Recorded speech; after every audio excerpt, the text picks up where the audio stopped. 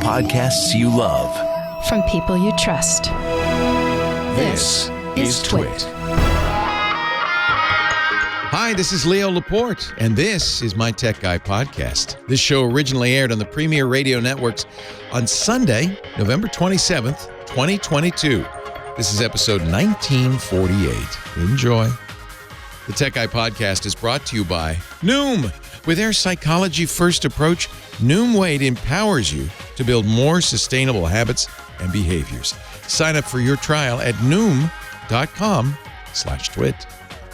And by ZipRecruiter. There are so many podcasts out right now, and it takes a team of people to bring them together. Whether you're hiring for a podcast or for your growing business, one place makes it easy, ZipRecruiter. Now you could try it for free at ZipRecruiter.com/techguy. Thanks for listening to this show as an ad-supported network. We are always looking for new partners with products and services that will benefit our qualified audience. Are you ready to grow your business? Reach out to advertise@twit.tv and launch your campaign now. Well, hey, how are you today? Leo Laporte here. Yeah, Tech Guy time. Time to talk computers, the internet, home theater, digital photography, smartphones, smartwatches, all that jazz. 8888 Ask Leo is the phone number. If you want to ask a question or make a comment or make a suggestion, that's the place to call, the number to call. 8888 Ask Leo, toll free in the U.S. or Canada.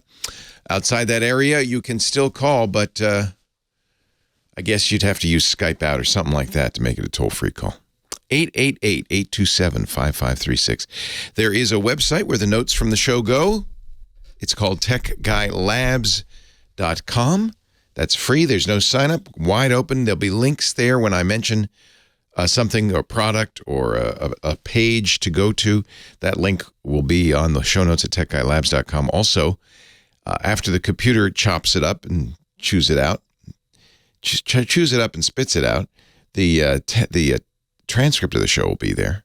Although I guess the computer misses some things. Somebody told me they spell sonology with sonology, which I guess, for a computer, that's pretty close. But it makes it hard to search. So we'll have to look for some of those typos.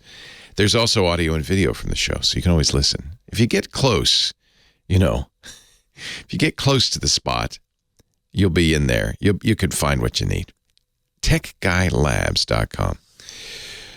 What is happening in the world of technology? You might think, Leo's going to talk about Twitter and Elon Musk again. No, I'm not. I'm sick of it. Sick of the whole drama. Just go. I've wanted Twitter to go away for a long time, ever since they copied my name, the name of my podcast network, which is Twit. Admittedly silly. This Week in Tech. So you get it, Twit. That was 2 years before Twitter even existed.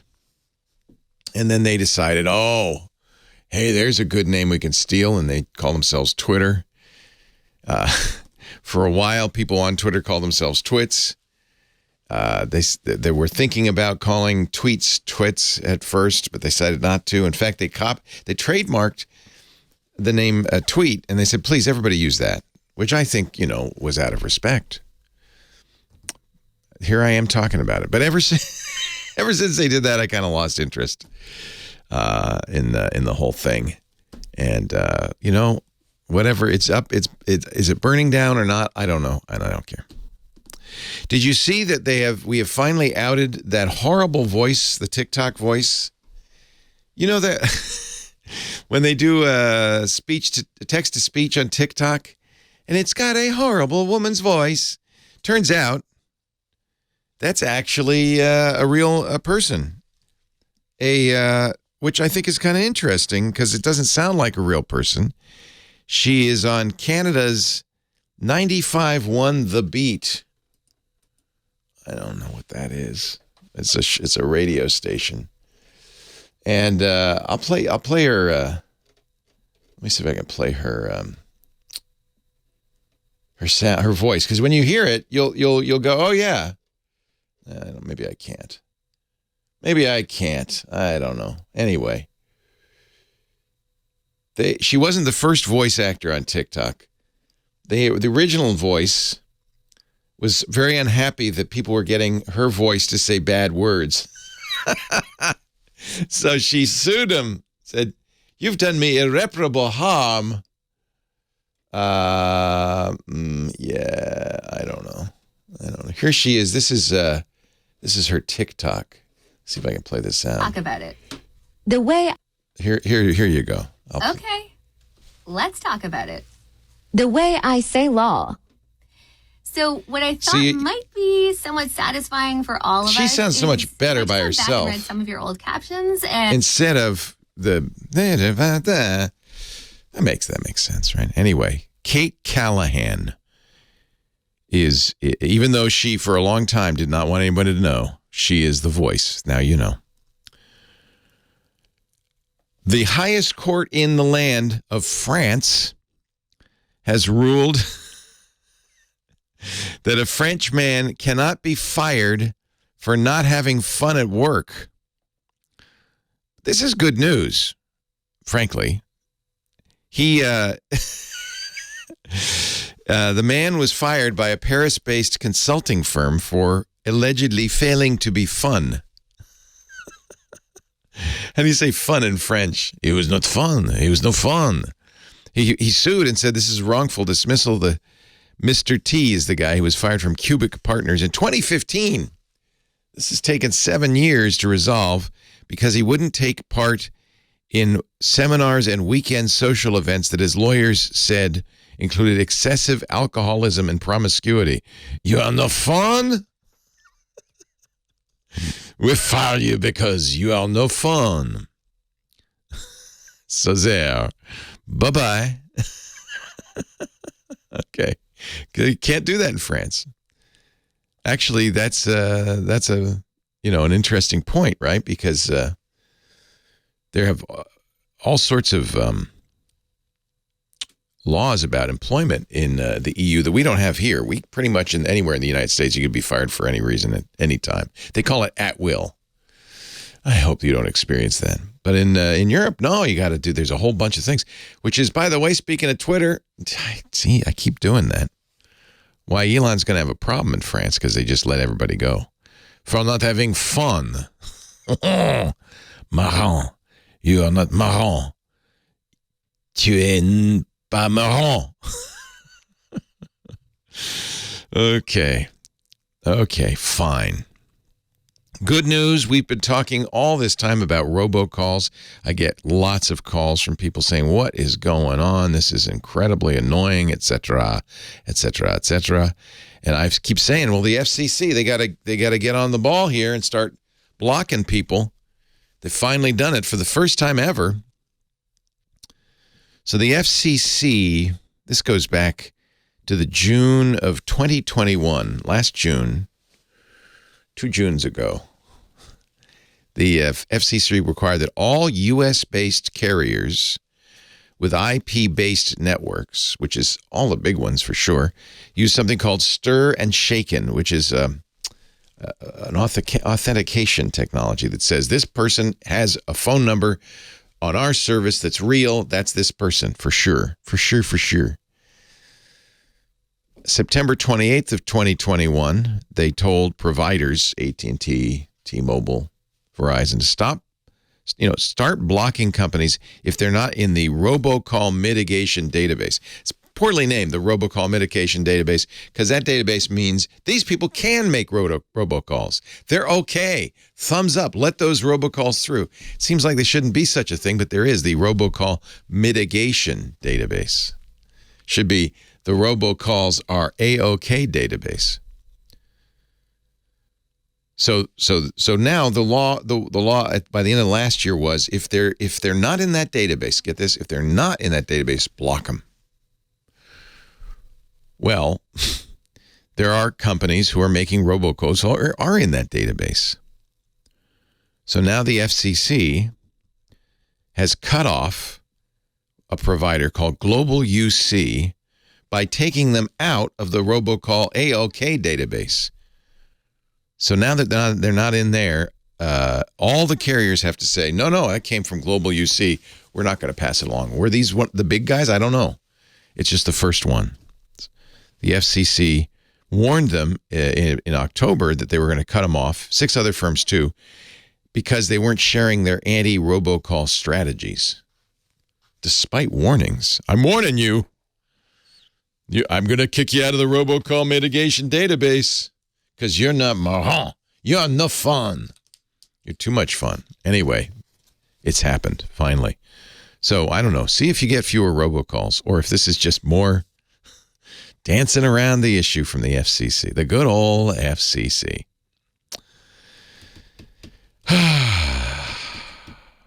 All right. I think that's enough news. It's not cheering me up. I'm not marrant. I'm not fun enough. I will be fun, I promise. 8888 Ask Leo. The fun has begun. Tech guy on the air, answering your calls. How much more fun can you take on a Sunday? Let's go to the phones right after this. You're not marrant.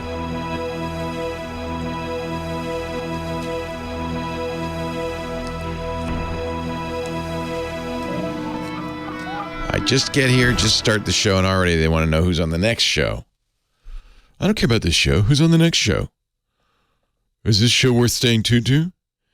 Nicolas de Leon, Owen Thomas, and Gilles Duffy for this show coming up. Oui.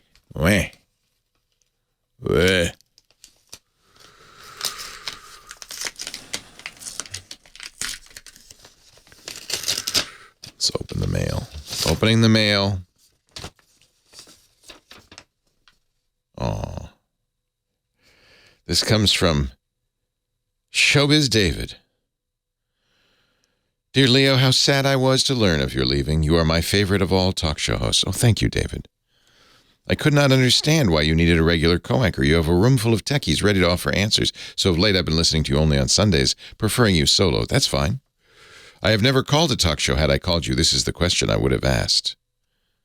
The cursor on my Dell Latitude can't stay put. Often running away to another spot on the page. It's because you are no fun. I've talked to Dell, Googled some fixes, nothing works.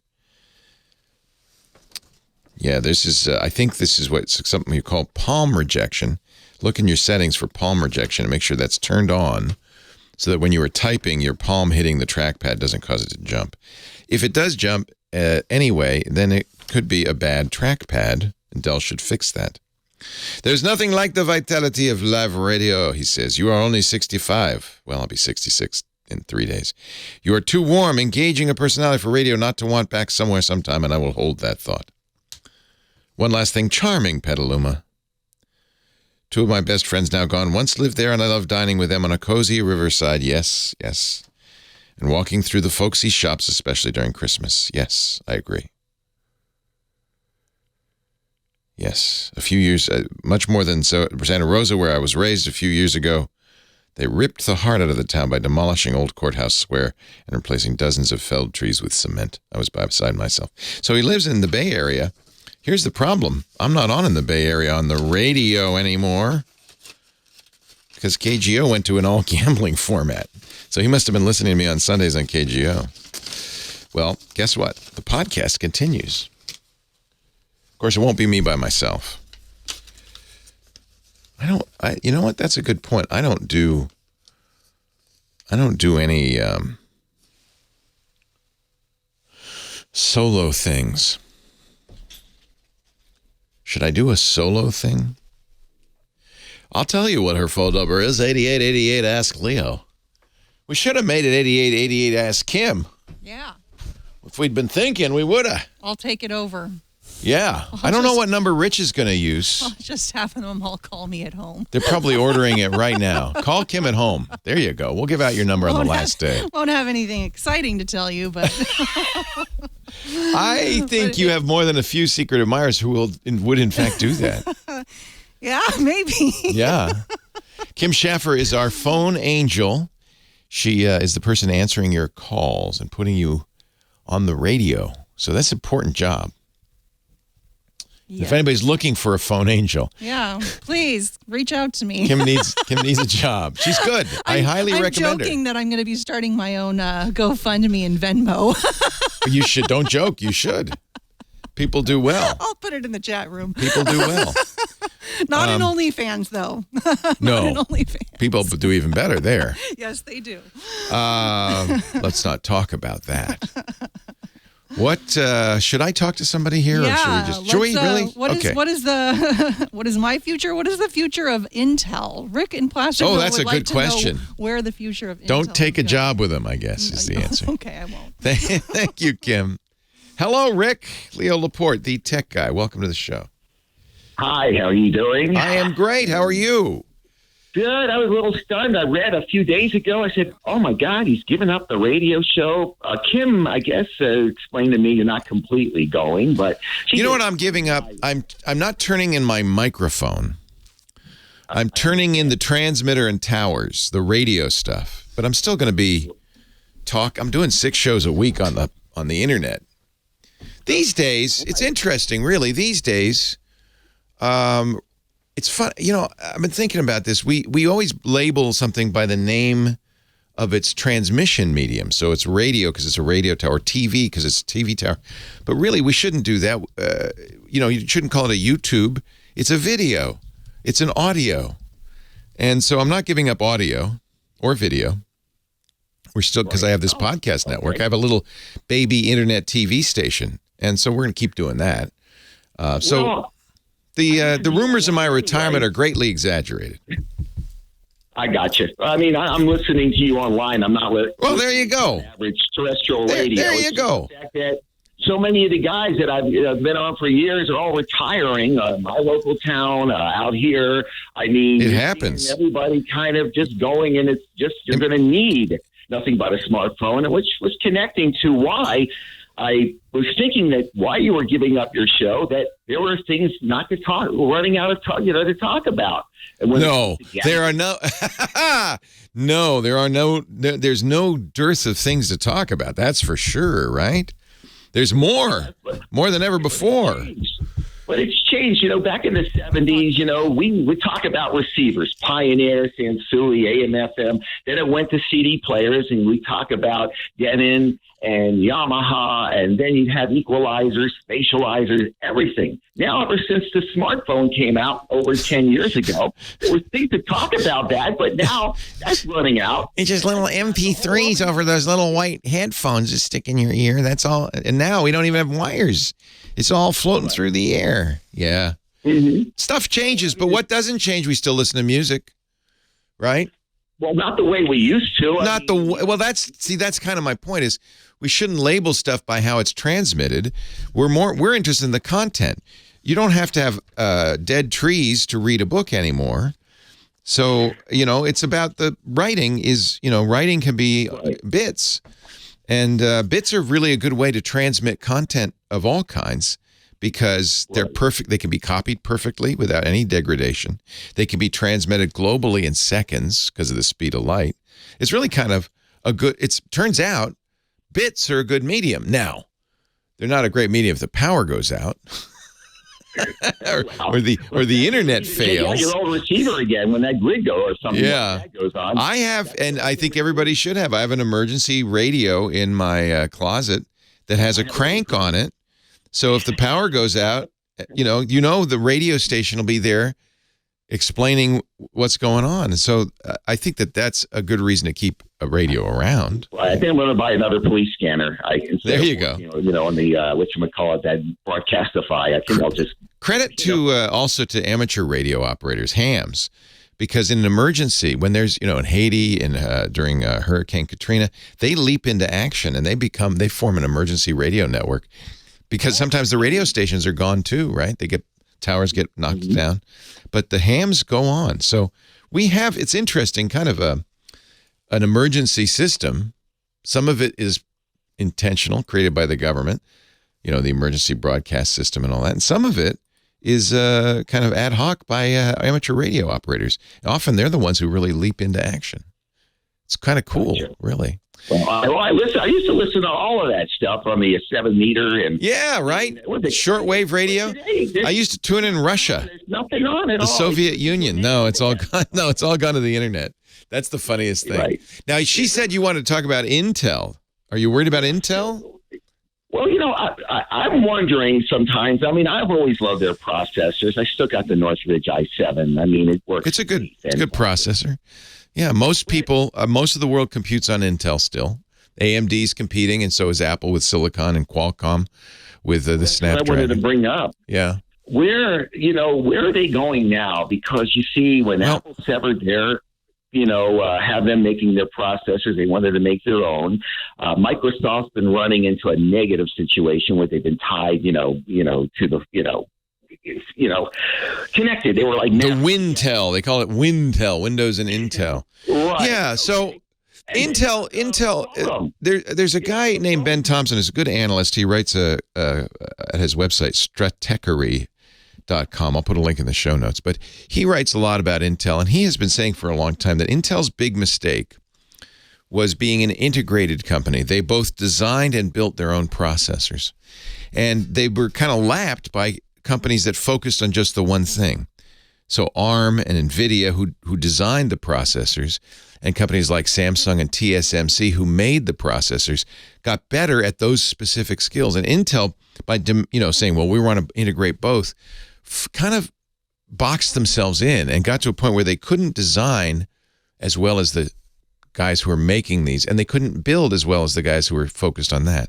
So their new CEO, Pat Gelsinger, a couple of years ago, actually it was last year, said we're going to split into two kind of functions. We're going to be one company, but we're going to have a design division and we're going to have a build division. And he even said someday I hope our manufacturing will be so good that Apple will have us make its chips instead of the Taiwan Semiconductor Manufacturing Company, which probably Apple would like to do, but Intel's got to get as good.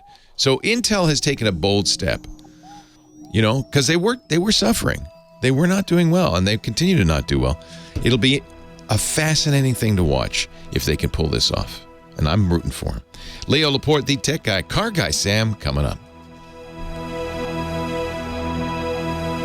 It's an interesting question. It's about the business life cycle, isn't it? Does it apply to technology? Is it, most businesses, don't last 100 years. Hello, Sam. Hello, Leo. How are you? I'm good. How are you? I am good. What's up? What is that thing behind you? That is the Genesis GV60. Oh, nice. The first EV from Genesis. I thought Genesis was Hyundai. Who makes Genesis? They're part of Hyundai. It's Hyundai's premium brand. Hyundais are supposed to be pretty good. Are they good? They are. They're excellent. They're very. And is the Genesis it's like the Lexus of Hyundai? Yeah, pretty much. It's, a lot of the same hardware underneath, but with a more premium feel. Who makes the best? Hyundais. Who makes the best electric system, electric sled? It's hard to say. I mean, there's a bunch of good ones out there. I mean, Hyundai's eGMP platform, their electric global modular platform, is actually really, really good. And that's what's used in this one, as well as the Kia EV6. A reason I asked, Ioniq 5. Consumer Reports just delisted the Ford electrics, saying they weren't reliable. And people who are, because they do those surveys, and a lot of people are reporting long-term electrical issues and things. It's making me nervous, to be honest with you. I love my Mustang, but I'm worried now that maybe it's going to be electric. I already have that frunk fault. This isn't going to start falling apart. So now I'm wondering if Ford has the skateboard that to win. GM's got a pretty good system, right? They do, but so far the vehicles that we've seen from GM, with their Ultium-based vehicles, are all rather heavy, which is a problem. Obviously the Hummer EV is the worst of the bunch. Upwards of 9,000 pounds empty. But even the upcoming Silverado, Chevy Silverado, and GMC Sierra EVs that are coming next year, that are based on the same architecture, they're probably going to weigh well over 8,000 pounds empty. So, we'll have to wait and see when we get more detail on some of their other EVs that are coming out. But right now, what GM's got, there's some really interesting stuff that GM's done in their system. but there's not very many of them on the road yet. So we'll have to wait and see a little bit more. Hyundai, though, or Genesis, I bet the Genesis are nice vehicles. It is a lovely vehicle, and it's got some interesting biometrics in there. There's a Face ID camera on the outside, really? and a fingerprint sensor on the center console. So like a little rolling smartphone. Yep. Wow, that's interesting. One other thing. I was listening to Windows Weekly the other day, and you and Paul were talking about Qualcomm's new chips. Yes. And you were wondering about digital cockpits. Digital cockpit is a term that's used to describe the modern infotainment systems in the cars. So it comprises the infotainment, the instrument cluster, basically all of the interior control stuff is lumped under the heading of digital cockpit. So when they're talking about using that for digital cockpit, it's not for aircraft. It's although it could be used for. I'll explain to Paul. It's not aircraft anymore. It's cars. It's that's where the money is. It's to run all the systems in the interior of the vehicle. Yeah. And so they've got a version of Snapdragon that runs that. And then they've also got the Snapdragon Ride, which is another variation that's for the driver assist and automated driving stuff. Here we go. It's time for Sam Abuelsamid, our low-riding, Miata driving, four-wheeling friend from the Wheel Bearings podcast at wheelbearings.media. And, of course, he's a principal researcher for Guidehouse Insights. Joins us every week to talk about automotive technology. Hello, Sam. Hello, Leo. How are you today? I'm great. How are you? I'm very good. Yesterday, the sun was shining. The temperature got up to 57 here in southeast Michigan, and so I decided to take the Miata out for another drive, put some miles on that. You only do that when you keep the top down, right? Absolutely, yeah. Well, and because it's got summer tires on it, it doesn't have winter tires, so I don't drive. It might be your last ride. So it could be Sam's last ride in 2022. I might squeeze in one or two more. We'll see how the weather plays out. I've driven it as late as mid-December. As long as there's no salt on the road, then I'll take it out and drive it. See, he takes good care of his vehicle. Now, you're sitting in front of a very pretty red car, and there's a video showing that looks kind of cool. What is that? What is that you're sitting in front of? So this is the Genesis GV60 Performance. So over the course of the past year, Hyundai Motor Group has launched a new electric vehicle platform called EGMP, or Electric Global Modular Platform.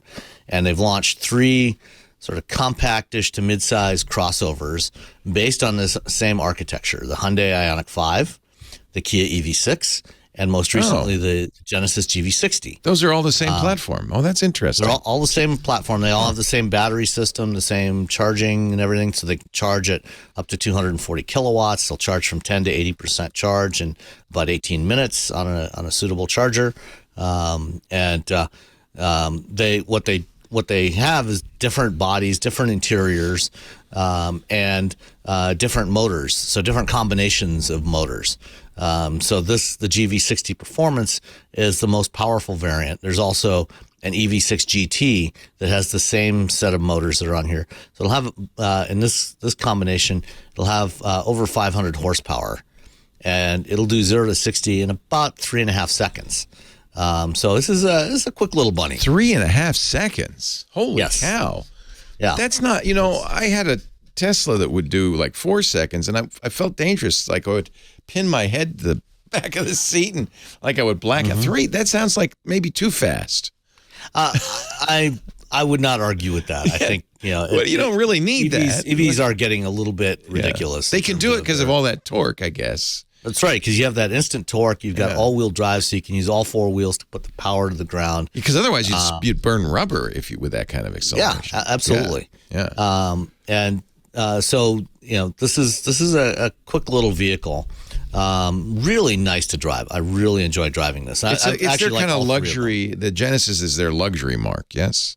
Right. So Hyundai Motor Group has 3 brands. They've got Hyundai, which is their most mainstream brand, and then Kia, which is a little bit more sporty. They have a different design language, but they're based on the same platforms.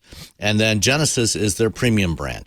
And they started off Genesis back in 2008 as just a Hyundai model. So it was the Hyundai Genesis sedan and the Genesis Coupe. And then about 2014, 14 or 15, they actually split off Genesis into its own brand. So now there's a bunch of Genesis vehicles from the G70, G80, and G90 sedans, and the GV60, 70, and 80 crossover SUVs. And this is their first EV, the GV60. And the reason I want to talk about it today is it's got some interesting features on it. This is one of the first vehicles that's got a bunch of biometrics incorporated into it. So, we've had for years now, cars where you can use your phone as a key, and we've had going back to the at least late 80s, we've had keyless entry, using RF key fobs that you could use to unlock your car and start it. And then we started moving into Ford has their little touchpad keypad system on the door as a backup, and I kind of like that. I use that a lot. Yeah, that's a kind of nice thing to have. So what they have on the GV60 for biometrics is they have a camera on the outside that's on the B pillar, and you program it with your face. And so it recognizes you as you walk up. It recognize when you stand in front of it. If you don't have the key fob on you, you just touch the spot on the door handle, which is you would normally use to lock and unlock it. There's a little capacitive sensor there, and then you'll see a little green circle circling around the camera. And it looks at you and takes a second or so, recognizes you, and then it unlocks the door. Like then when you get on inside, wheels, it's kind of cool. Yeah. When you get inside on the center console, there is a fingerprint sensor on there. So you get two different types of biometrics. So no one can steal your car, right? Well, they couldn't do it by just holding a picture of you in front of the camera. Yeah. They might be able to get in. I haven't actually tried that yet, but they wouldn't be able to start the car without your fingerprint as well. And for anybody watching the video stream, you can see the center console of the car. A couple of neat features. The little up in the upper right left-hand corner of the video there, you can see the light on the fingerprint sensor flashing to show you, hey, here's where the fingerprint sensor is on the screen. It'll say, please touch the fingerprint sensor, cool. And then you can start the car with that. Then the other thing that they've got, which is not part of the biometrics, but is a neat little feature, is the shift knob. And you can see this thing rotating back and forth. And one of the things that Genesis explained to me why they did this is a lot of people, that are relatively new to EVs, they get into the car or they're getting out of the car and they're not sure if it's actually on or not, because they're so quiet.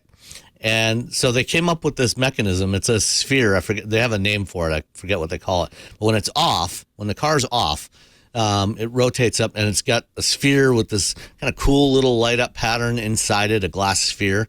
And then when you press the start button to start the car, it flips over 180 degrees and you have the knob to shift between park, reverse, neutral, and drive. And so nobody could actually start the car without that.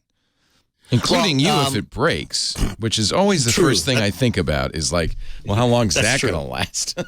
Yeah. But it's more that if the car is off, if you put your hand on it, you wouldn't be able to shift because it's just a sphere there. Right. And then when it flips over, then you have you'll baffle for your thief. Fingers. We'll say, well, how do I put this car in gear? I can't. Yeah, exactly. Yeah. So some neat features on this car, and it's a really enjoyable car to drive. The GV60 starts in the mid $50,000 range. So as I said, it's more premium. It's got really nice leather and metal trim and everything in the interior. The one I'm driving is loaded. It's about $70,000, just shy of $70,000 with delivery charge. But you can get basically the same. You can get most of the same hardware in the Ioniq 5 starting at just over $40,000, and for the EV6 for 2023 models, it's about $47,000. Would you recommend waiting to make sure these are going to be reliable before you buy? Like, let's wait a couple of years in and see, and because it makes me nervous, to be honest. I just look at all this electronic stuff, and I feel like if that fails, you got a big expensive repair before you can even drive your car. Hyundai Motor Group vehicles have become quite reliable over the last 10 years. Right. And I generally have no problem at all recommending them. Okay. They've got some of the best quality ratings from J.D. Power. They've ranked at the top of the list for the initial quality survey. I'm a Luddite, I guess. I look at these kind of new whizzy technologies. Come on. Yeah, and I worry that because I know, because I use technology, so I know how often it breaks. That's part of the problem. Sam Abuelsamid, principal researcher, Guidehouse Insights. His podcast, Wheel Bearings, is a must-listen if you love automotive stuff. Wheelbearings.media or anywhere you listen to podcasts. And, of course, he joins us each week right here. Thank you, Sam. Talk to you all next week.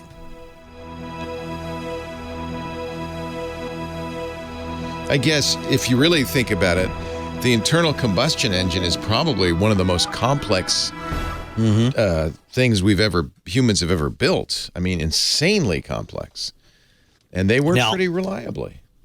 For that kind of reliability, back in 2008 when Jaguar first launched the XF, it was one of the first vehicles to have a rotary shifter, and on that vehicle. Jaguars, and British cars in general have long had a, let's say, questionable reputation for the reliability of their electrical systems. Yes. And on the XF, they not only did it have a rotary shifter, which is pretty common nowadays. You've got one in your Mach-E. A lot of cars have my rotary shifter, yeah. But on the XF, when you turn the car off, it dropped down so it was flush with the center console. And when you started the car, it would rise up, and then you could grab it to turn it. And they also did this with the vents. The vents would rotate over so that when the car was off, you had a nice clean panel. And then when you started the car, they would flip back around so you had the vent openings.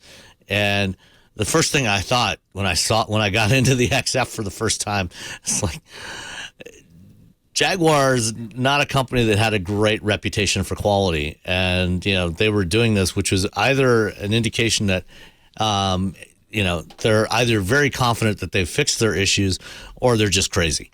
And turns out that turned out not to be a very big problem with the Jaguars. So they did apparently fix that problem. They had other issues, but that wasn't one of them. I'm going to let you continue while I get a cup of Joe. I actually need to run. Get out of here. Go away. I'm sorry. That's okay, Sam. Thank you. Right. I appreciate it. I'll talk to you next week. Okay, always a pleasure. Take care. Bye. How dare he? He says, no, I can't stay. What, for this? What, are you crazy? What? No, forget about it. So Retcon's asking about how the new show will work. And no, of course, we don't have radio ads, so there won't be 19 minutes an hour of radio ads. We won't have the break that I'm in right now. Those will go away. Obviously, I don't want to go an hour per call. So Mike and I have been thinking about that because really I think we both agree that the radio show is fun because of people and the kind of nice little serendipities that happen with the calls. So I think we're going to probably have a timer or something that says, 5 to 7 minutes a call. We're still going to move on, but we won't have to move on because we have to take a break. So that's going to be the hardest thing for me because I'm terrible with time management is to keep the show moving. Yes, in theory, Dr. Mom, we can blather. So I think, I don't know. We're going to be a little organic with this. One of the things I want to still do is if somebody calls in and says, I want to know about this new Hyundai Ioniq, chassis. I'll say, well, that's a great call for Sam. I'll tell you what, we'll put that, ask your question. We'll put it in the can and we'll answer next week. And then I'll send it to Sam. He can record an answer. And then we'll edit it out of this week and put it into the whole thing into next week.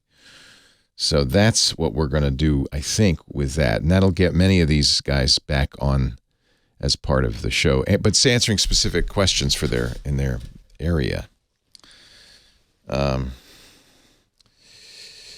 Something interesting. Our show today brought to you by... Oh, I love these guys.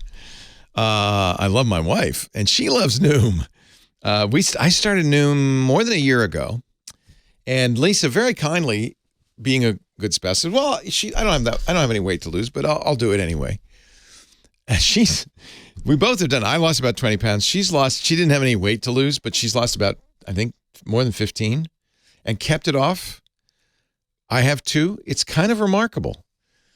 Noom. You know, it's not a diet. This is the important thing to understand. You've probably seen the ads for Noom. When we decided to lose weight, really, it shouldn't be about the number on the scale.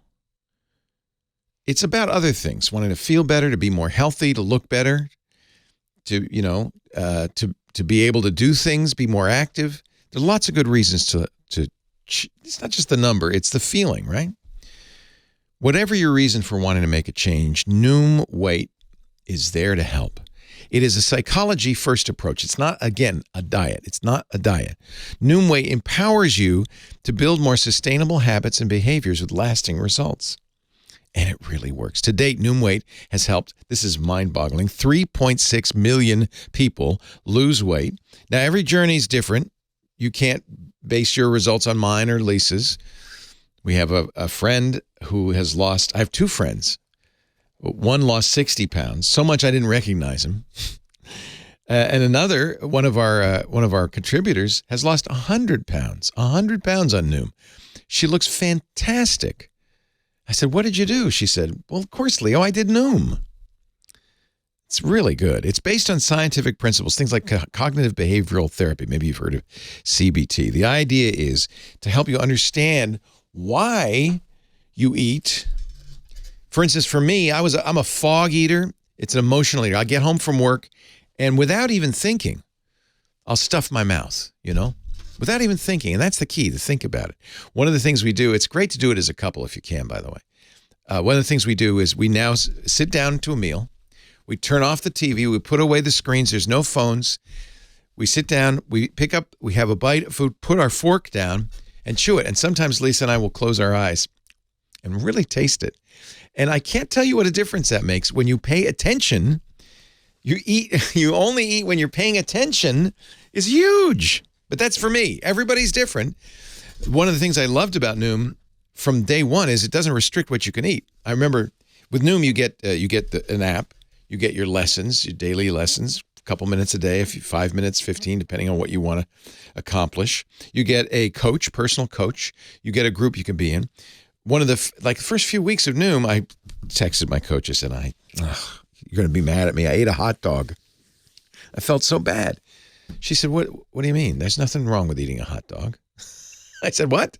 She said, "Look, we don't tell you what you can or cannot eat. In fact, sometimes if you as you're going along with Noom, they'll say, 'Bonus day, eat anything you want.' Because you know what? Your brain goes, 'Oh, I can't eat that. I want it. I can't eat that. I want it. I can't eat it. I want it.' And pretty soon you eat it, right? You know that. Whatever your health goals, Noom's flexible, non-restrictive program focuses on progress, not perfection. You could choose your level of support. You get 5-minute daily check-ins, personal coaching if you want, group if you want. I never did the group that much. The coach was really helpful. Love her. Progress isn't a straight line. Noom knows that. There are days off. That's fine. Totally okay. And then the next day, you get back on track. It's grounded in science. Active Noomers lose an average of 15 pounds in 16 weeks. We lost more, but again, your mileage may vary. 95% of customers, though, 95% say Noom Weight is a good long-term solution. For me, that's the most important. Not how much weight you lose or how fast you lose it, but can you sustain it? And that's what Noom's all about. It's teaching you the good habits that you can sustain for a lifetime. They've published more than 30 peer-reviewed scientific articles that inform users, practitioners, and scientists about their methods of effectiveness. It's tested, it's tried, it's true. Stay focused on what's important to you with Noom Weight's psychology-based approach. Sign up for your trial today. Noom.com/twit. Noom.com/twit. I'd seen all the ads for a long time, and I finally just said, I got to do something. Signed up. Lisa signed up, and we're Noomers for life. Noom.com/twit. Noom.com/twit to sign up for your trial today. They have a book now. You might want to check that out. In fact, I haven't got it yet. I got to get this. The Noom Mindset, which really explains, it's a deep dive into the psychology of behavioral change. No wonder I haven't read it. It's not out yet. Pre-orders now for the Noom Mindset, wherever books are sold. I'm going to go pre-order that. Noom.com/twit. Thank you, Noom, for supporting the shows. They've been a great sponsor. I joined them long before they started, Lisa and I both, before they were sponsors, but we're really happy to have them as advertisers. And thank you, Noom, for what you've done for me and my wife. I've done every diet in the world. This isn't a diet. This works. Noom.com/twit. Thank you, Noom. And now back to the tech guy. Cha-cha-cha. Oh, yeah, baby. Leo Laporte, the limber tech guy, sambaing, or is that salsaing? I believe I'm salsaing my way into the third segment of hour number one, and that means more calls. Terry on the line from Long Beach. Hello, Terry. Hi, Leo. I'm a long-time listener ever since you've been on KFI. So thank you for all your hints and tips and getting me out of trouble. Started in 2004, January 4th, 2004. Right. Your competition at the time was a guy that I can't remember his name, but he was with the notebook company. Yeah, I think the late Jeff Levy was my competition, but I'm not sure. That's him. Yeah. Right. Yeah. Okay, my question, I'm with a neighborhood watch group, and we're trying to set up a phone tree texting system so that we can put out urgent information to the neighborhood. Lost dogs, burglars, crime, or whatever else. And all the apps that I see on iPhone and Android are all one-way kind of broadcast. They're group messages. So you want to do it like I text you, you text Jimmy, Jimmy texts Sally, Sally texts Fred, a phone tree. Well, what I'd like to do is broadcast it, but then allow everybody else to put their 2 cents in. Well, that's just a group. So WhatsApp, Telegram, iPhone messages, we'll all do groups. You set up a neighborhood group, and anybody can post in it. The problem with that is you're going to have the signal to noise ratio is going to be not great because people are going to use it to chat. So you could perhaps maybe set 2 groups up, a chat group, and then a second group that is alert group. And people try, and you're going to have to count on your neighbor's honor system not to jam up the alert group, but you certainly could do that. The trick is getting everybody to use the same app. I would say almost everybody probably uses Facebook Messenger or WhatsApp. Those are 2 very common apps. They both allow you to do this. The other thing you might want to look at, there is a website called Nextdoor that is designed for neighborhoods. And what you do with Nextdoor is you actually join. It's kind of Facebook, but it's neighborhood focused. So you say where your location is, and you're put in a group that is. They tend to be kind of, at least in my experience, large, like a few square miles, but you're all in the same neighborhood. That's what people use Nextdoor for. I mean, Nextdoor is full of, there was a guy walking down the street, watch out, or my chickens got loose, can anybody catch them? That kind of thing. So that's more of a commercial entity like Facebook. Sometimes some people might be more comfortable with that, but I think any messaging, have you tried group messaging for that? The WhatsApp and the other ones, the problem is most of our folks are not necessarily tech savvy. So they've basically got whatever the iPhone carries and whatever the Android carries. Right. And so I was looking for something that was so a free app maybe that say everybody put that on your phone and you'd be able to talk to everybody else. Yeah. Well, certainly WhatsApp is that, but they'd have to add that app, then they'd have to add everybody.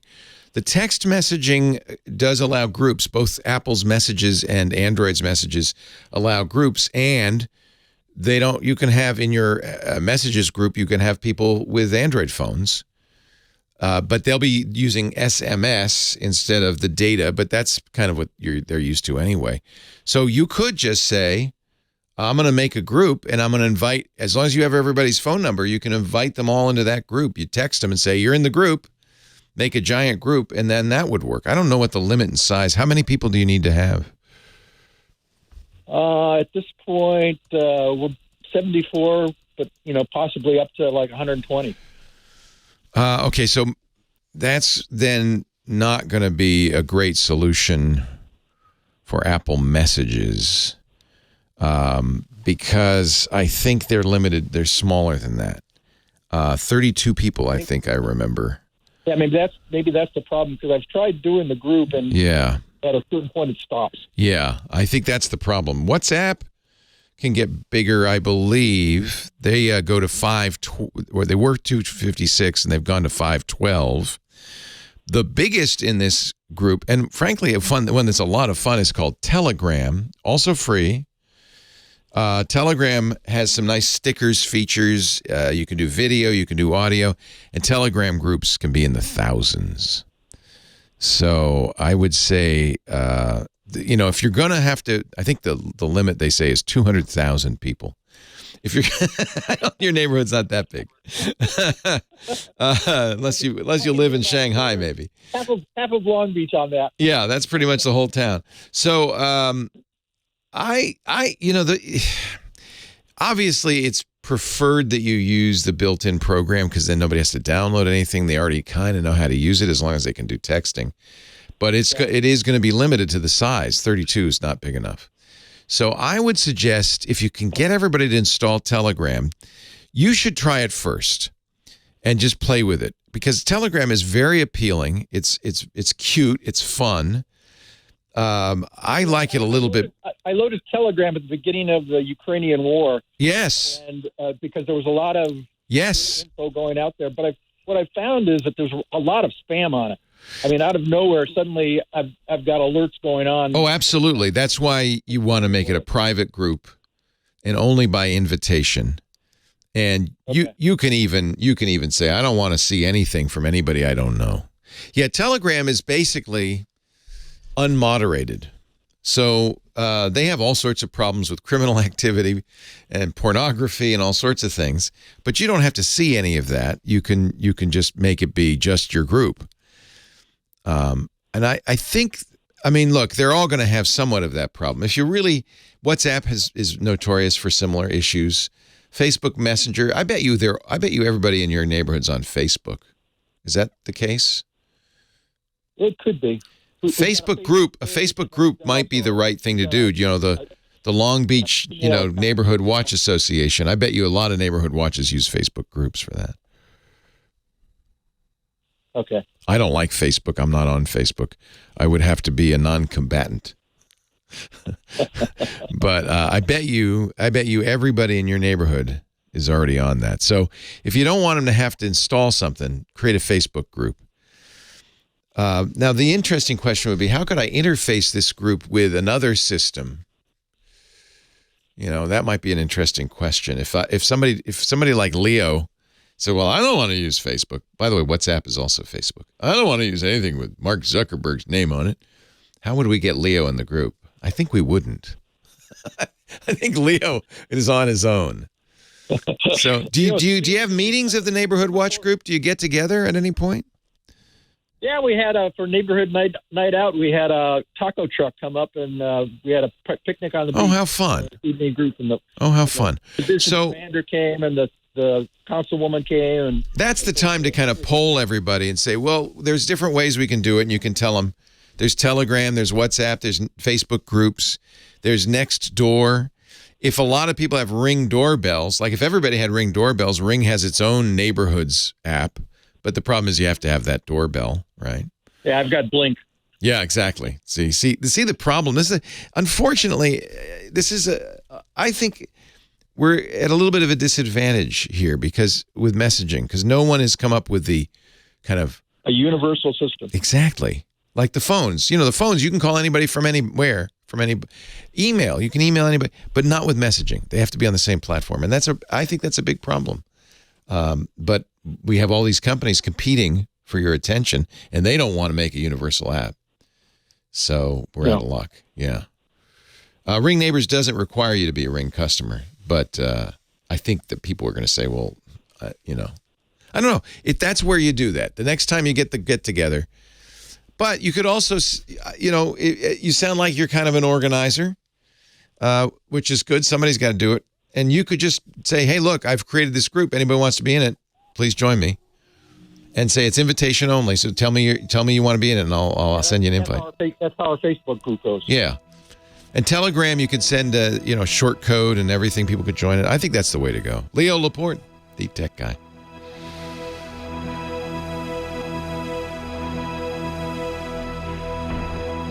I think that's probably the way to do a neighborhood watch, I don't know. There are all sorts of issues associated. Wow, I don't have Sam to give me time to go get my coffee.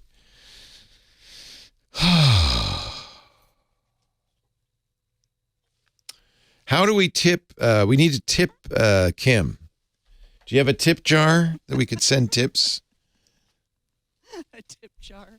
Kim's definitely have a Venmo account. We blew it. We should have set that up years ago. And then you would never have to. You never have to do anything. That would be awesome. You could just Kim's tip jar. I'll give you my Venmo. Yeah, I don't think you. Do you want to do that? That sounds risky. Well, they can't. I mean, they can try and charge. Well, you heard what Steve Martin said. I did, but if I'm on the receiving end of. Do you think he made that up, or that he really did? Somebody did send him $35. You know what has happened to me in the past? I bought tacos one time from this taco pop-up, and I sent it to because you look through the phone number, right, as the contact. And it was like $17, and it never got received. Well, and it did eventually get sent back to me. So, I was wondering if that kind of thing happened. But he said he got like a I don't think. I'm thinking Steve Martin probably doesn't go to taco pop-ups that often. Hey, they're great. Be kind of hard for him. He doesn't know. It could have been something. He doesn't like to. I don't think he likes to wear disguises. So, I think he would just be, "Hey, it's Steve Martin." And then he'd never get home again. So was he saying that somebody sent him $35 and then sent him a notice saying, "Oh shoot, I sent that to you by accident. Can you send it back?" I was thinking maybe, she didn't know it was Steve Martin's phone number, but she might have accidentally sent $34 to a phone number like I did. It could be real. It could be real. Does Venmo works by email though, right? It's email, phone number. Or it could be phone number? Yeah. Okay. So was he saying he actually saw that money in his Venmo account? Because if he did, he would have to send it back. But in my case, I sent it to a contact that did not have a Venmo account. Right. So the money just didn't go anywhere. It automatically came back to me after like a month. Yeah, he says it looked like he'd received the money. But see, if you use, the way they do this scam is they use a stolen credit card or a phony credit card. Venmo initially says the money's been deposited, and then a day or two later goes, no, it is not. It's not. It's gone. Yeah. And then you already sent her $35. So, there's a page of Venmo scams. Yeah. Payments from strangers. A stranger may send a payment to you, then contact you to say they sent it by mistake. Do not send the money. Tim does not share in the Club Twit proceeds, no. Kim does not work for us. She works for Premier. And that's the confusion. There's the problem in a nutshell. I'd have my job if I worked down in L.A. with Laura. It right. wouldn't be a problem. Yeah, because she's going to still have a job. Yeah. So it's confusing. And we did that ages ago because we were having echo on the line when we had the call screening down there. Yeah.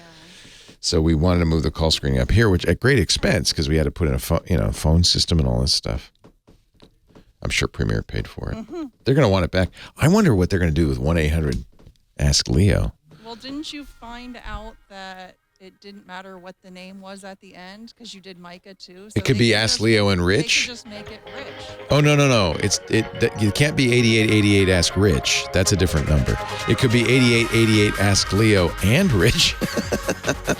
Anything past the 12 digits or 11 digits doesn't matter.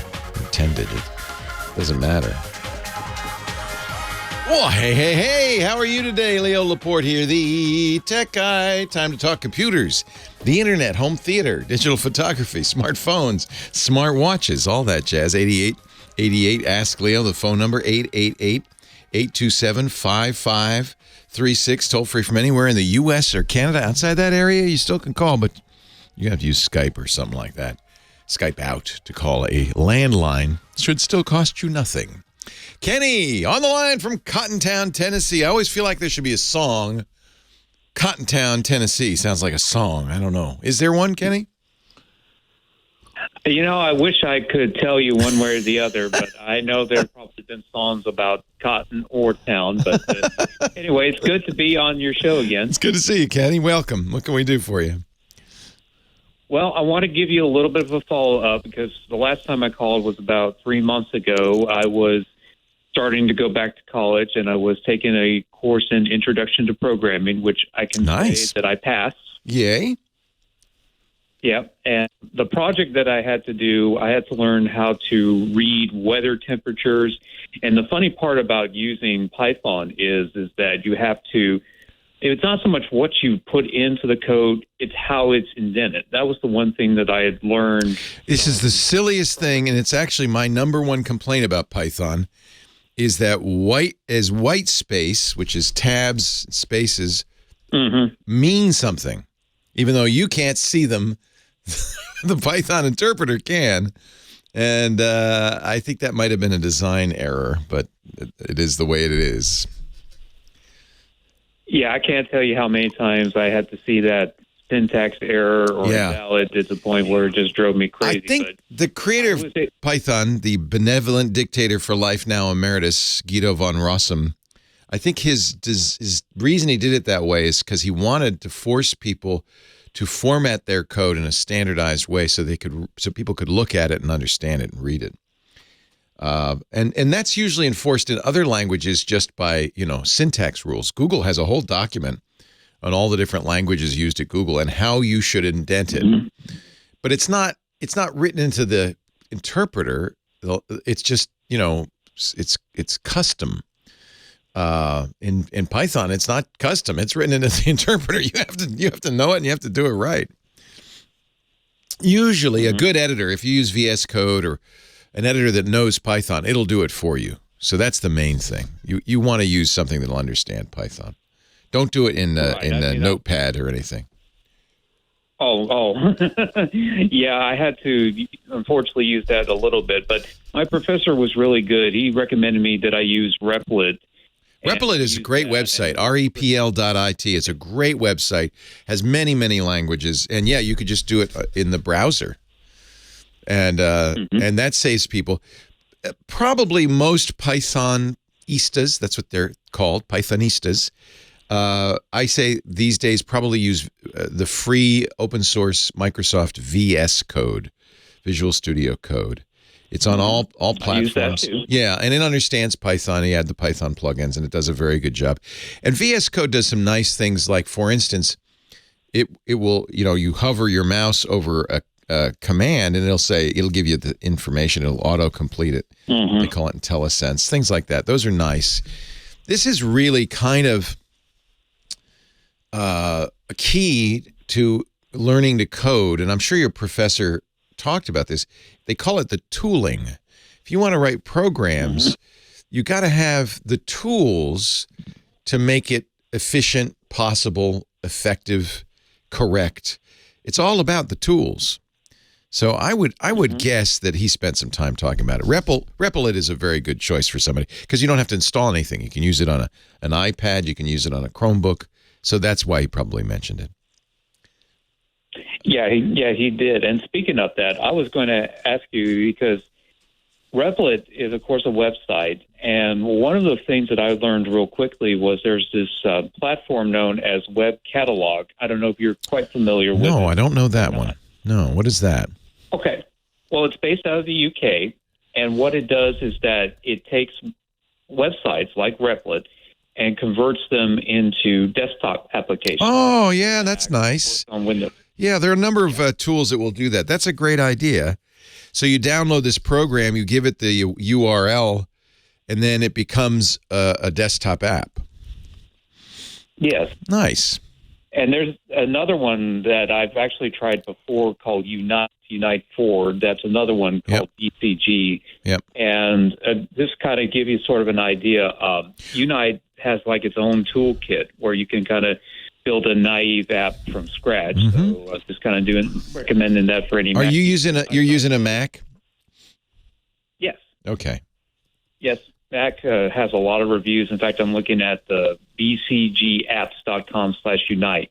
That's where you go to learn more about it. And nice. have a lot of reviews from a lot of like Mac Server, Mac Stories, 9 to 5 Mac. Yeah, for a long time we used Fluid. That was the only thing out there. Then I've used that. But there are now a number of these. The interesting thing is, it's just because Apple doesn't do a very good job supporting it. There's a technology from Google, Microsoft supports it, Chrome supports it, called PWA, Progressive Web Apps, that any website can be turned into a desktop app. You know how on your iPhone you select a website and you say save to home screen? It's kind of like that, but they run offline. They do a lot of stuff. And I wish Safari doesn't do a very good job supporting it, unfortunately. I wish Apple did, because that's really the best way to do this. Then you don't need a big, heavy, extra application.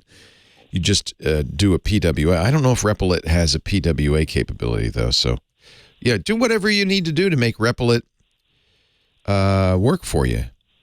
Yeah, I think Replit can be a PWA, it looks like, yeah. Yeah, I actually am. You enjoying coding? Are you having fun doing it? Oh, yeah. It's been a blast for me so far as learning that. It's interesting because of all the changes that I know that you're kind of going through with the radio show being transferred over. I had to switch jobs. And the funny thing about doing that was that I realized that what they were paying for and what degrees they were offering was very limited. And then when I switched to this new job, IT became available. And so I switched my major to IT because the company that I'm working for now has a huge IT, and I'm hoping to maybe try to get into some form of internship for that. If you look, this is a skill, and I tell everybody your age, this is a great skill to have if you want a career that will last, that will pay well, that will challenge you and keep you interested. If you're interested in technology, don't do it if you don't, but I know you do have that interest, Kenny, because we've talked before.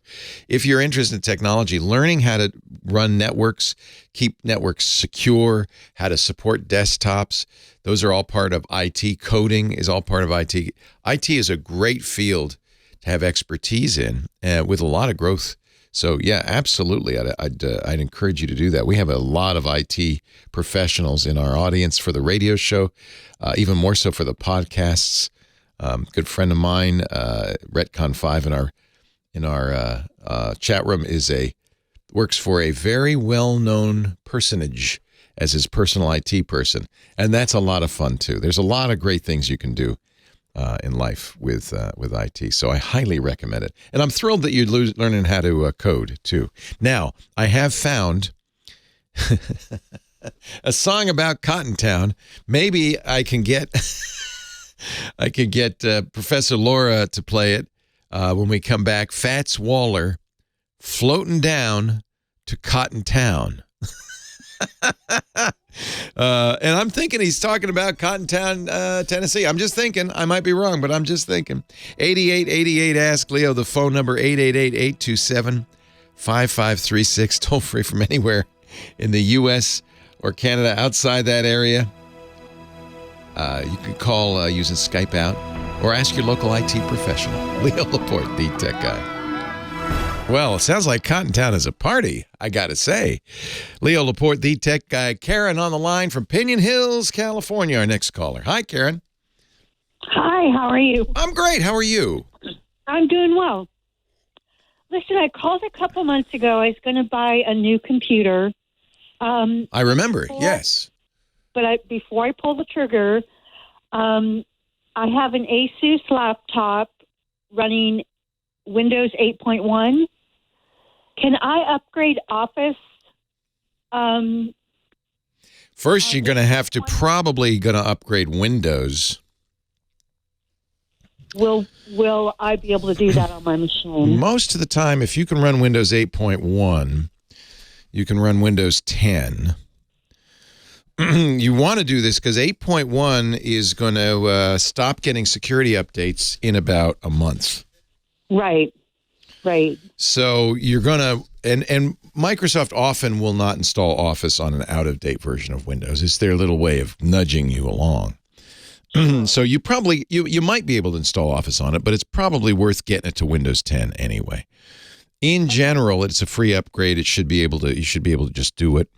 Microsoft doesn't say it's a free upgrade, but if you download, I can't remember, on Windows 8.1, it probably doesn't give you an upgrade to Windows 10 option.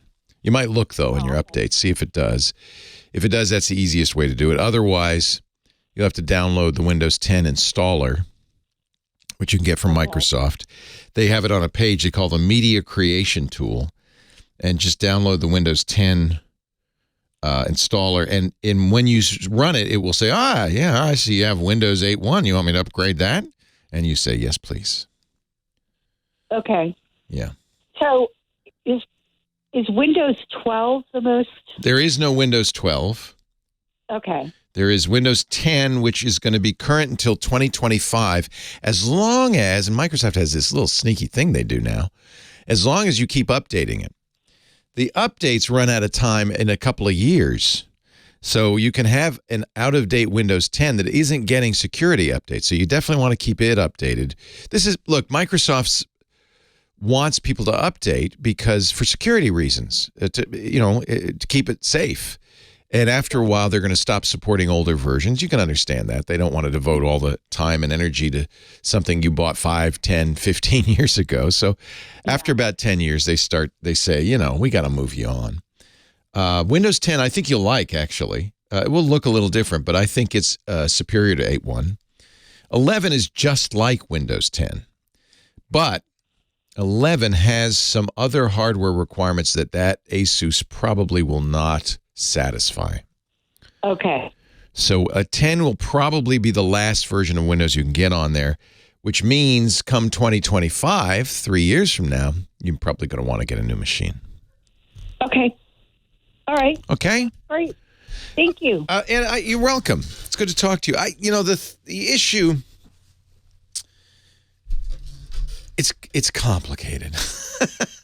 On the one hand, it's sad to get rid of hardware that's perfectly good. It's working. I'm not going to, this Asus could probably last another 20 years, but Microsoft's not going to put anything on it because they want you to buy the new version of Windows. Frankly, it's a commercial, it's a profit deal, as Steve Martin would say. On the other hand, there are operating systems after end of life of Windows that you can put on there. Linux is the one you hear all the time, and you can put Linux on that machine almost certainly, and Linux will be kept up to date eternally because it's not run by a company that wants to make money selling you the next version. It's run by users who have a strong interest in keeping their existing hardware working, even though it's old. So Linux is a good choice once Windows stops supporting it. People often ask me, well, how scary is that? Like if I keep using Windows 8.1 after January 10th of next year, at which point Microsoft is no longer going to ship fixes, how scary is that? How dangerous is it? How risky is it? Am I taking big chances? And I have, the answer is it's complicated. I would encourage everyone to use an up-to-date version of Windows. Windows is bad enough, frankly, insecure enough as it is. To use an out-of-date version just opens you up to all sorts of attacks. And these attacks, by the way, come in over the transom sometimes. There are different categories of bugs, but the worst bug is one that allows a bad guy without you doing anything to get into your machine. Those are rare, but they happen. And if that happens, then, that machine is dangerous to use because you can't buy anything on there. They could be logging your keystrokes.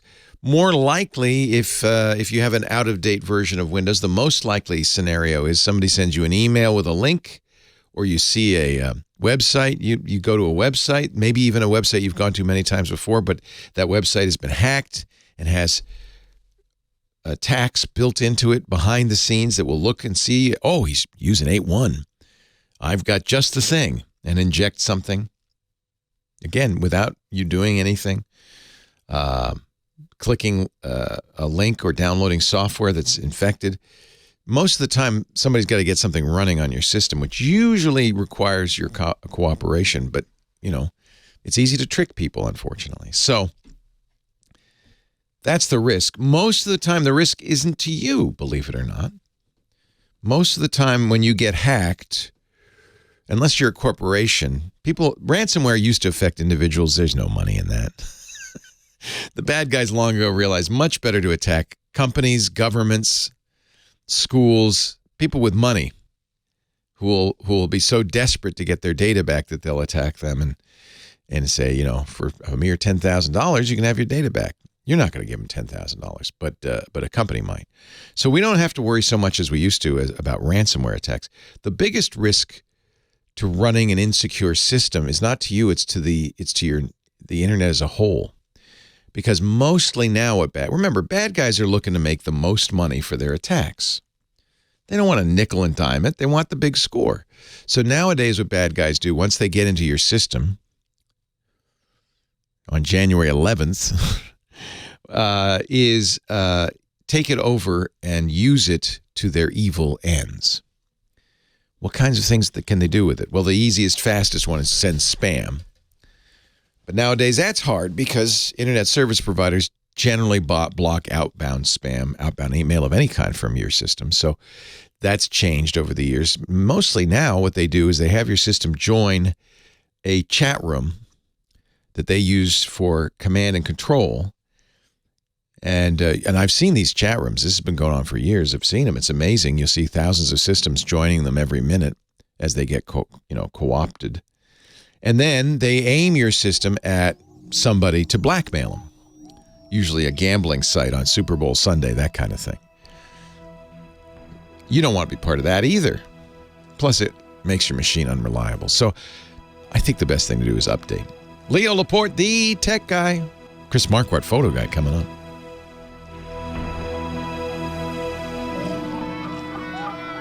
Oh, and I forgot miners. I forgot crypto miners, although I wonder now if that's as big a deal as it used to be. Hey, Chris. Hello. How's everything? I see you were trying to sell your fishbowl. slightly used fishbowl. It's hardly used. It's hardly used. Leo, can we instead of the Sensei photo thing, do Discover the Top Floor today? Yeah, let's do it. Because the Eastern European photo tour is now has dates and locations and stuff, and I'm starting to sell those. So how exciting! Yes, I agree with the Dalai Lama. Actually, that quote I think I read somewhere is probably not by the Dalai Lama, but it sounds good. A lot of words put into his mouth. You could put Abraham Lincoln in there. That's my favorite. Nice. Now, this is a very limited group, so you might not want to apply fast here. Well, that's kind of the thing. One seat is already sold. It's 2 times 3. I just a couple of days ago started. Only 5 seats left, kids. Move fast. Get to ride in Chris's Tesla. Fun. Oh, yes. Fun. Good. Well, let's definitely plug that today. Get that. And other than that, I didn't send you an email. I just wanted to bring some basics up, like some basic photo rules that everyone can apply. Yeah. The basics. The important stuff. Dealio, we will talk in a couple of minutes. Exactly. Am I coming through okay? Yeah, it's a little. There's a little bit of issue. Are you not? I'm getting the same from your side, and I'm on a fast network today, so I don't know. This might be a peering thing or a transatlantic thing or something. It's okay so far. It's just every once in a while there's a little hit, but I think it'll be because I have nothing is using the network here, so I'm a bit. John, is it us? Is it us, John? I don't think it is. I hope not. We got to do a whole twit in a few minutes. Well, I hope it's not us. No, my line is like 90% empty, so it's nothing happening here. All right. Anyway, it'll be fine. Cool. We'll talk in a minute. All right. Our show today brought to you by ZipRecruiter. Hiring is so important these days.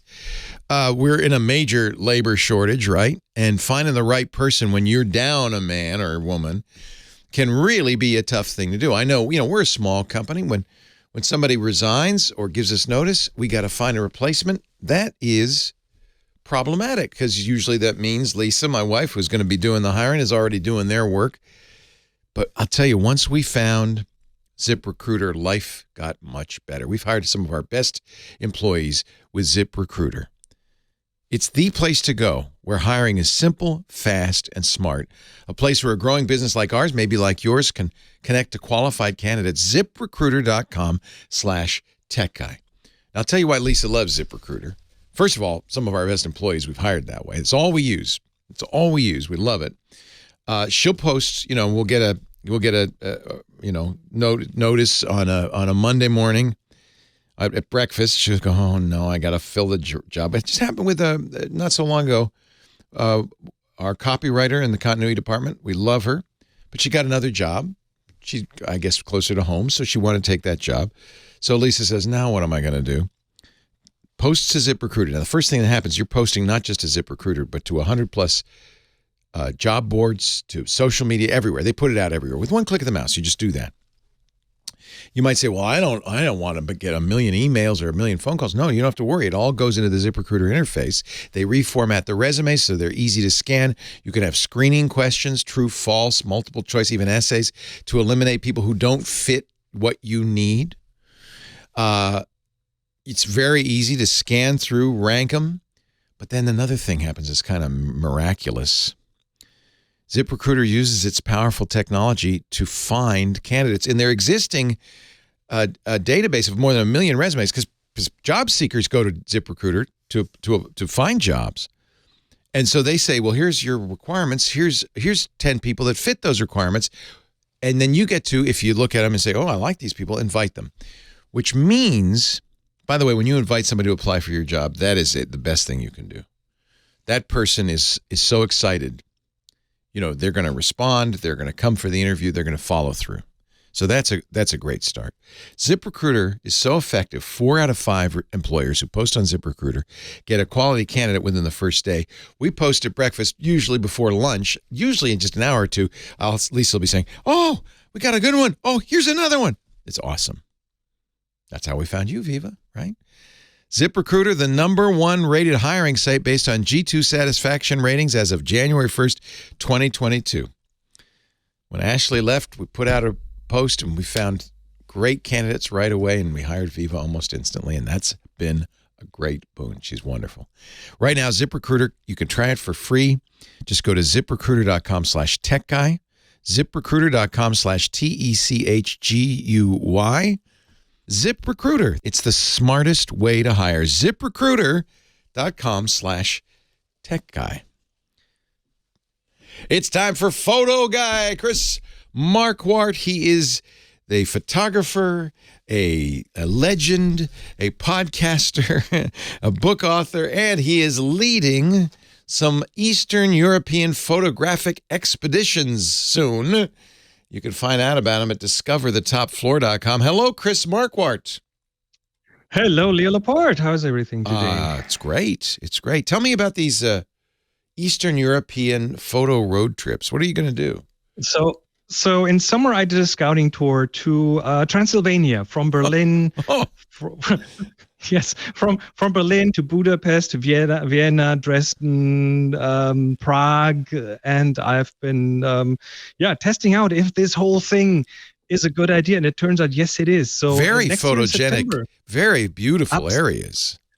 Well, it's beautiful cities. It's very historic material. The Transylvania is the destination, and we'll on the way stop in different places and have really from the quaint streets in Vienna to the Jewish quarter in Prague and the big cathedrals and things. So there will be a lot of interesting stuff going on, and it's going to happen in a Tesla Model 3. So we'll be doing an electric road trip down to there. It's a 10-day tour in total, and there's 2 of them. One from Berlin down to Transylvania, and then one on the way back from Transylvania back to Berlin. Both will cover the same cities, the same places, just in a different direction. I love all those places. That sounds September so 2023. Great. Yes. Oh, very limited space. It's a while off. Very now limited. You're going to stay in hotels. You're not going to sleep in the car. No, of course we will stay in hotels. Okay. We'll be driving maybe like 3.5 hours a day in the midday, and then we'll be at these places in the evenings with the beautiful evening light. And then we'll get up early in the next morning and photograph some more, and then we'll head on to the next stop. So if anybody if you've never done, and I'm sure most people haven't, a expedition with photographers, it is the best way because it's leisurely. Because every time you go buy something, people go, wait, and you stop, you take a picture. Don't go if you're in a hurry, but what a great way to enjoy something, to see the sights, and I think you'll be a great tour guide for all this too. That sounds like fun. I've done it for years, so yeah. it's very tiny groups, so it'll be it's like a private photo tour pretty much. Everyone has a say. We'll be deciding things together as a group, and it's gonna be a pretty great experience. Sounds marvelous. Well, good. Have a great time. And if anybody wants to know more, discover thetopfloor.com. What are we doing today to get better at taking pictures? Well, there's a few very simple, basic things that I haven't talked about here in years, but I think we need to talk about them again because those things will be helpful for everyone. If you have a big fat camera and you're a professional photographer, those same things apply to you as they apply to someone with a simple entry-level smartphone. So it doesn't really matter what you shoot with. The first thing, 3 things: reduce and simplify.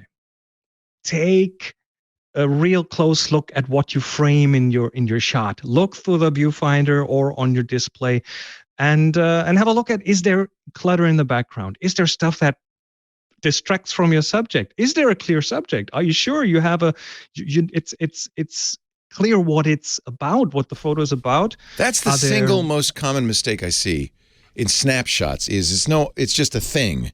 It's just a view. There's no story. In your mind, the subject is important because it's important to you, but the viewer who looks at that photo later on, they will go, "Hey, what's this about?" So who are all these people? What do they mean? A super simple way to reduce and simplify and get the subject to be more important is get closer or zoom in. Make sure you are closer and fill more of the frame with it. That's a very basic principle, but it does work with photography, and it does work really well. So reducing simplification, important thing. The second one is try to change your perspective every now and then. We take photos from up here, our eye level, right? That's what we do. We hold the camera up and take a picture. This is how we see the world every day, and this is how everyone else sees the world every day. So go low or go high. Try to climb on something. Try to crouch down a bit, or shoot through something to make it more interesting. That will really change the way those photos look and feel. And you'd be surprised how interesting a photo can look if you won't have to lie on your belly. You can just lower your smartphone to the ground and shoot from there. Give that a try next time you take a picture. It's going to make it more interesting. Although you shouldn't be afraid of crawling on the ground. Go ahead, enjoy. The interesting thing is if you're really into photography, at one point you will stop worrying about what other people think about you. So you'll just do these things. And then last but not least, take stuff out of the middle.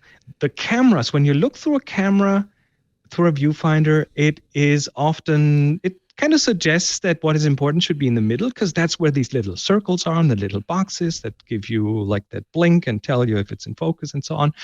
And that's what we often do. We point at something and put it in the middle. Now, if you take a picture of someone, let's say a person, what often happens is that you put their eyes in that middle spot. And that means you are wasting a whole lot of space above their head in the photo. There's the simple rule. If you take a portrait of someone, find that horizontal middle line through the picture, that virtual line that you don't see, but that is there, the middle of the picture, and make sure their eyes are above that line. It's as simple as that.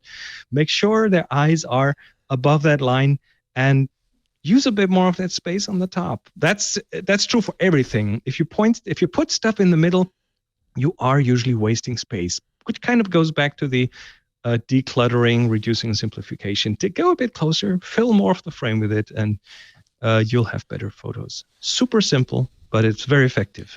I like using, and I know you wrote a whole book on it, a wide-angle lens.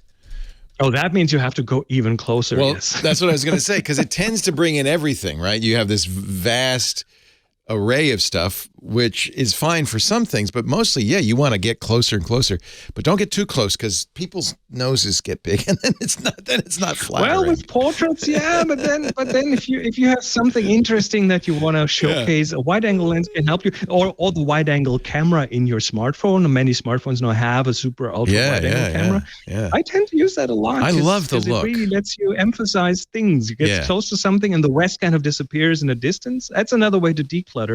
Get close and use an ultra-wide lens and play with that. That's going to help you get rid of stuff in the background because it just shrinks to nothing. They do it in the movies. I learned about this a while ago.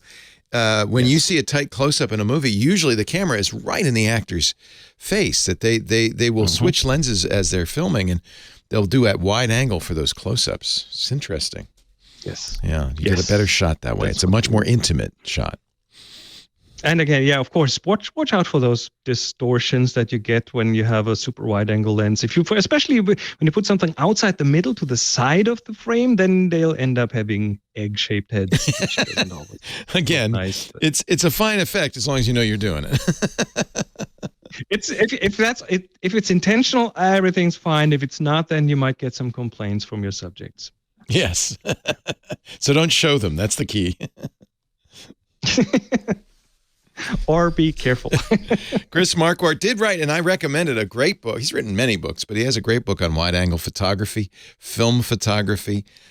He's got a wonderful series of instructions on using Lightroom effectively. There's all sorts of wonderful stuff, including the workshops at discoverthetopfloor.com. Don't forget his podcast, Tips from the Top Floor, the longest-running photography podcast at tfttf.com. I think, though, if you go to discoverthetopfloor.com, you could find everything you'll want there about Chris Marquardt. Chris, a real pleasure. Thank you for joining us today. We'll see you next week. Thank you. See you then. Tell me again, the assignment is mysterious? Blue. Blue, that's right. I will do blue when we come back. Thank you, Chris. Absolutely. See you in a week from now. See you in a week. Take care. Leo Laporte, the tech guy, 8888 Ask Leo. I forgot to mention, while Chris was on our photo assignment, a couple more weeks left to take a picture illustrating the word, the concept, the idea, blue. Blue. Am I blue without you? Blue. So here's how this works. It's really just an excuse to get out and take photos. And it doesn't have to be with a fancy camera. Use your camera phone. That's fine. But once you get an image that you say, "Hey, this affects me." I was talking to a very famous photographer who worked for National Geographic for years, and I wanted to know, how is it when you're looking through your photos, and I was watching him go through photos, that you know that this one's a good one. Now, he said, "Leo, it'll hit me right here in the gut." And I said, I wish I had that gut. But I am always looking, as I look at my photos, for something that strikes me, something that grabs me. So if you take a picture and it's blue, or it's about blue, or it has the concept blue, and it hits you there, that's the one you should upload to flickr.com. That's the free photo sharing site we use and love. And then submit it to the Tech Guy group. There's a big group, about 13,000 people in it. The Tech Guy group, lots of great photos in there. But we'll know it's a submission for the assignment if you tag it, and that's one of the things you do on Flickr is you tag it. Tag it TG Blue for Tech Guy Blue. TG Blue. And that way we'll know. Renee Silverman, our moderator, will go, "Oh, yeah, this is for the assignment." You can do up to one picture a week because we don't want to get flooded with a lot of blue pictures, just the right blue pictures, the ones that hit you right there. So if you find one, flickr.com, Tech Guy Group, TG Blue, and Chris will review review them all, and in a couple of weeks, do what he does best. He does photo coaching for a living, and he'll help us understand what makes a great photo and why these particular ones are good. Back to the phones we go, and Pete is on the line from San Antonio, Texas. Hi, Pete. Hey, Leo. Hey, pleasure to speak to you. Had a question that might be super easy. Please. Something that's been plaguing me for years. No one should ever stop asking the simple questions. That helps me a lot. Oh, yes. Keeps my brain from overheating. Right. It's an Android-related question, but really quick before I ask the question about the Android, I did want to say there's two famous people that I've always wanted to meet in my life. I met one just a couple weeks ago. That was Kevin Smith. The other person, unfortunately, is about to retire from their radio talk show. Oh, well, I'm not retiring from life. We'll continue to work in the studio here in beautiful downtown Petaluma, California. So if you ever get up here, look me up, okay? I definitely do. Good. I do want to do that. Do you still have the audio that the audience that can sit in? We actually, since COVID, we stopped doing that, and I think we're still, debating it. I don't want to risk my staff, and we've kind of tried to keep this a safe place. So not yet, but keep listening. I'll be doing podcasts for many, many more years. Kevin Smith, by the way, I've never met him, but he does a podcast, does a number of podcasts, and he's always talking about me as a podcast pioneer, which makes me feel old. So there's a little connection there as well. I think Kevin got into podcasting because he was interested about what we were doing, and I'm going to keep doing podcasting. I love it. So what can I do for you? Yes. In regards to Android OS, I have quite a few, more than I should, Android devices. A lot of them are older ones. Okay. And I've always had an issue to where the CPU gets ramped up like really, really high, like 100%. No reason whatsoever. And I can't find any way to see what's eating up the cycles. Oh, this is an easy thing on Android. Mm-hmm. The first and simplest thing is to look at battery, because the battery will tell you what's eating battery. And if something is using your CPU a lot, it's going to have a direct impact on battery. There's almost always a one-to-one correspondence between programs that are running in the background using a lot of processor, a lot of resources, and the battery hogs. So that's the first thing. It's not it's not exactly saying CPU, but it is definitely a way to tell. And I think for most people, that's sufficient. If you want to go farther, there is on most Android phones, there's a special developer options menu that you have to enable. Are you familiar with that? I have seen that before. I never really use it. It's a trick to get into it, and Google's kind of waggish. So you go into settings, you go into about, and then there will be an entry in the about this phone build number. You tap that. I am not joking. 7 times. After you tap it 4 times, it'll say you're getting close. And you keep going, and that will. After the 7th time, you'll see a little animation. Depending on the phone, on Google phones, you'll see a little, dragon or whatever, and then it'll say, "Hey, you've unlocked developer options." Once you have a developer options in your settings, then you can see there's a monitoring program, and you can see directly how CPU usage is. So if that's what you want to know, is there's also in there running services. So there's sometimes it's not an app that's using up all the battery, it's a service. You could see all of that. So both of those are part of your phone. One is a little more hidden. It's kind of a secret. But I think between the two of those, you're going to be just fine. That's going to give you everything you need to know. That's one of the reasons actually I like Android is it's much more like a computer. It's really a much more open operating system. Apple has the battery system, but there's no developer options on an iOS phone. You're not expected to get in there. Yeah. All right. Well, I appreciate the info. Hey, my pleasure. Thanks for calling.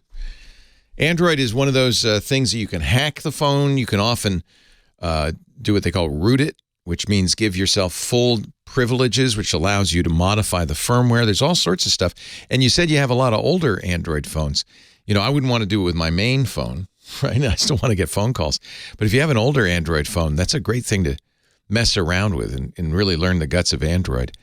Best place to learn how to do all of that is a forum, really good forum called XDA Developers. This is where people go who are the hardcore Androidistas. XDAdevelopers.com. And you can actually look up your model. They'll have all sorts of information there. It's a really good site. Joe on the line from Austin, Texas. Hello, Joe. How's it going, Leo? It's great. How are you? You're leaving. Well, I'm only leaving the radio. You know, the internet's still here, and I'll be doing that forever. I'll be watching the internet for you. Yeah. I'm only retiring from my career. I still have this hobby called the internet, so that'll last a while. What can I do for you, Joe? I'm watching that forever. Thank you. I'll be on there. Yeah, just twit.tv or we'll keep techguylabs.com, and that'll still point to everything I do. So that's the best way to do it. What's up? Okay. I've got a relative who's going through a very bad divorce, and we think maybe that he might have placed a GPS tracking device on her vehicle. Oh. We want to try and figure out how can we track it ourselves or find out if there's one on there. I don't know of a way like of a device you could buy that would detect the GPS tracker. It's a radio. By the way, they're cheap. You can buy them on Amazon for like $30. They're not expensive. Right. They have little magnets on them. Look in the rear, the wheel wells.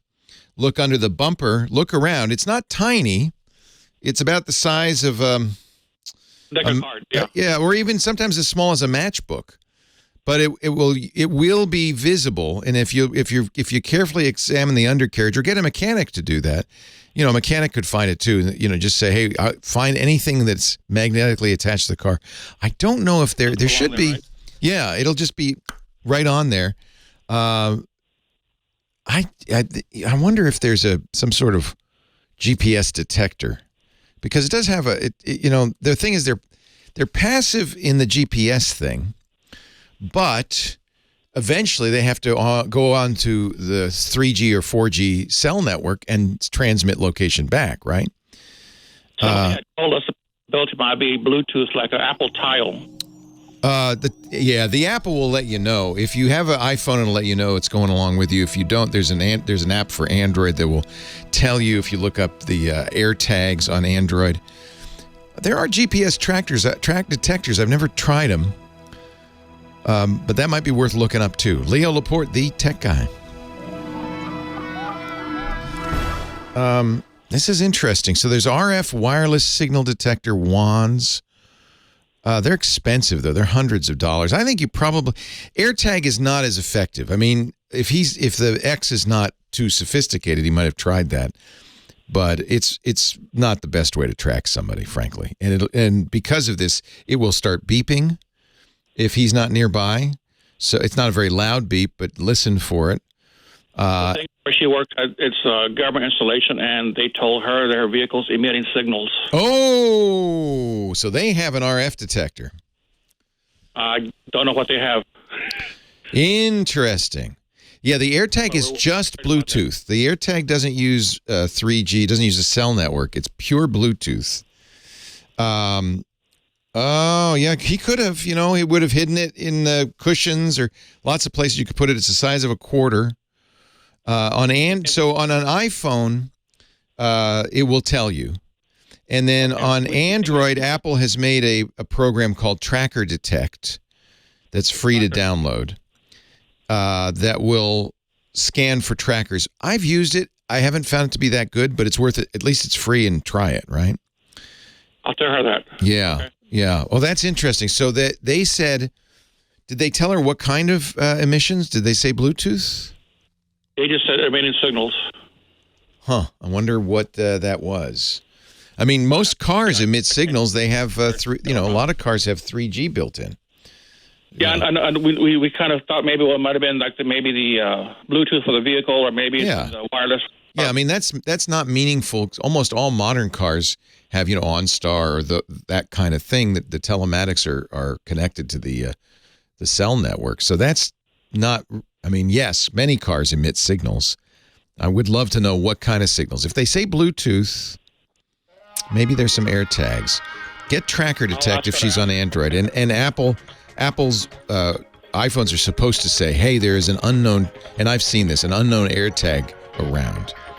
And if it sees an unknown AirTag while she's in the cart, then that for sure, that's what hubby has done, jerk. Thank you for helping her. I'm sorry you have to do that. Well, hey, how are you today?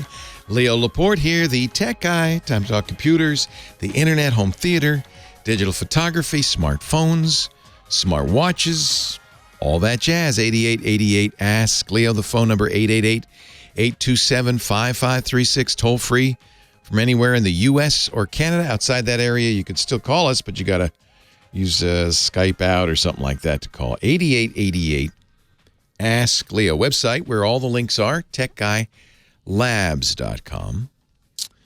The numbers are out. Friday was Black Friday. Monday is Cyber Monday.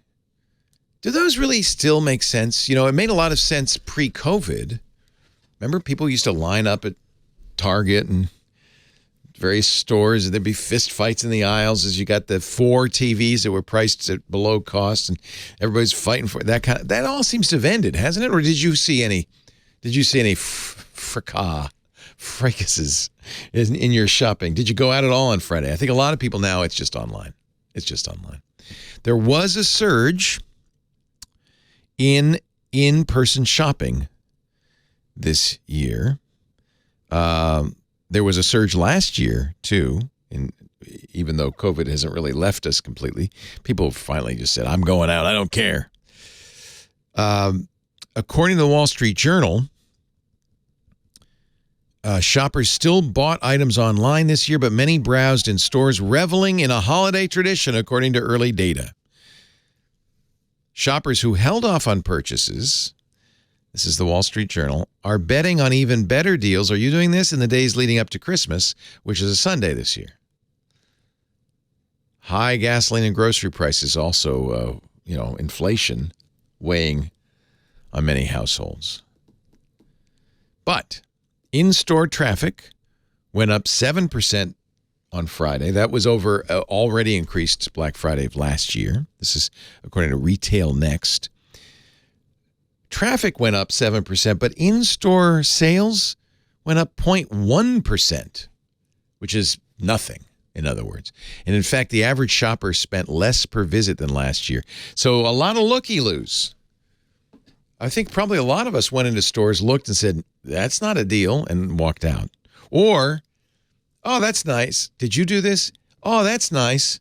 I'm going to go and buy it from Amazon. Did you do that? I think that happens a lot. I do. The shopkeeper's dilemma, right? More and more retail stores are kind of going, people coming in, asking advice, and getting all the information and then leaving and buying it online. And shopkeepers are not happy about that. Not happy about that. What else happened? Let's see. It sounds like that's what happened. Another firm, Sensormatic Solutions. That sounds like a firm from the 50s. Sensormatic Solutions analyzed store traffic, and they said Black Friday traffic was up a mere 2.9% over 2021. Yeah, last year. Yeah. Black Friday, says the Wall Street Journal, has been losing importance because people are getting deals earlier or they're buying more online. It's a little bit better this year. MasterCard, which I guess would probably know, says Black Friday sales rose 12% year over year. That's a good amount. Apparel, electronics, and restaurants. Wait a minute. You don't shop in a restaurant? But maybe you went out to eat. Maybe you did.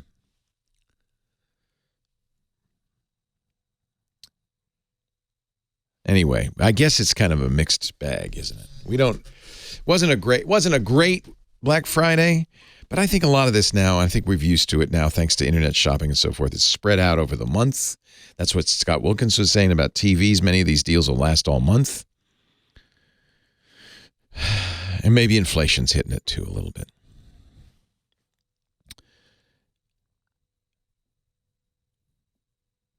$88.88 asks Leo, did you shop this Black Friday? Did you see any good fist fights? John's on the line from Marquardt, California, our next caller. Hi, John. Hello, Leo. How are you, sir? I am well. How are you?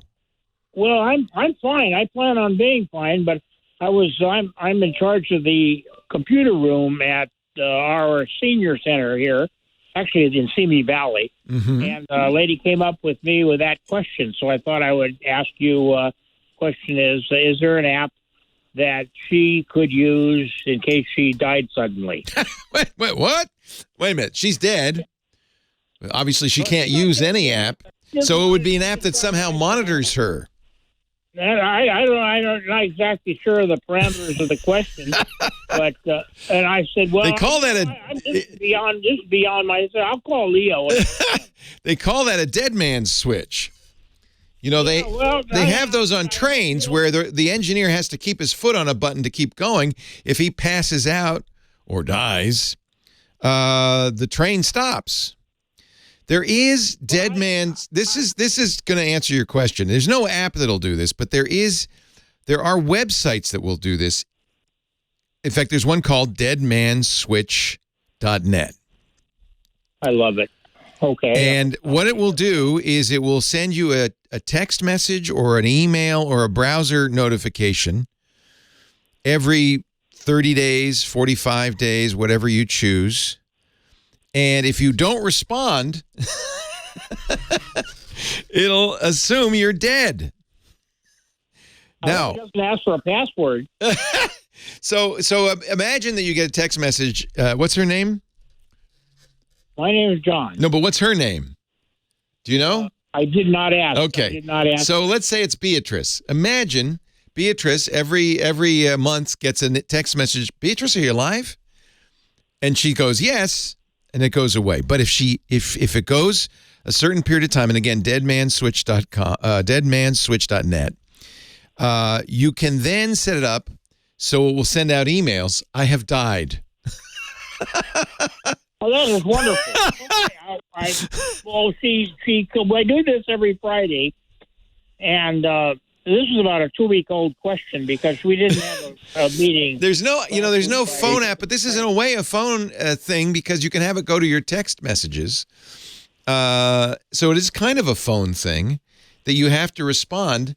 Now, obviously, it's not going to be instantaneous because you want to have, you want to have some time to respond. But if you don't respond, you can read all about it. Deadmanswitch.net. This is not the only one, but this is one of them. Free for up to 2 emails after your death. Or you can get a premium service that'll let you send out 100 emails to all your friends and family. That's $50 for a lifetime. So, well, yeah, but all right, fine. Let them send me a bill afterward. All right. Yeah, just bill me.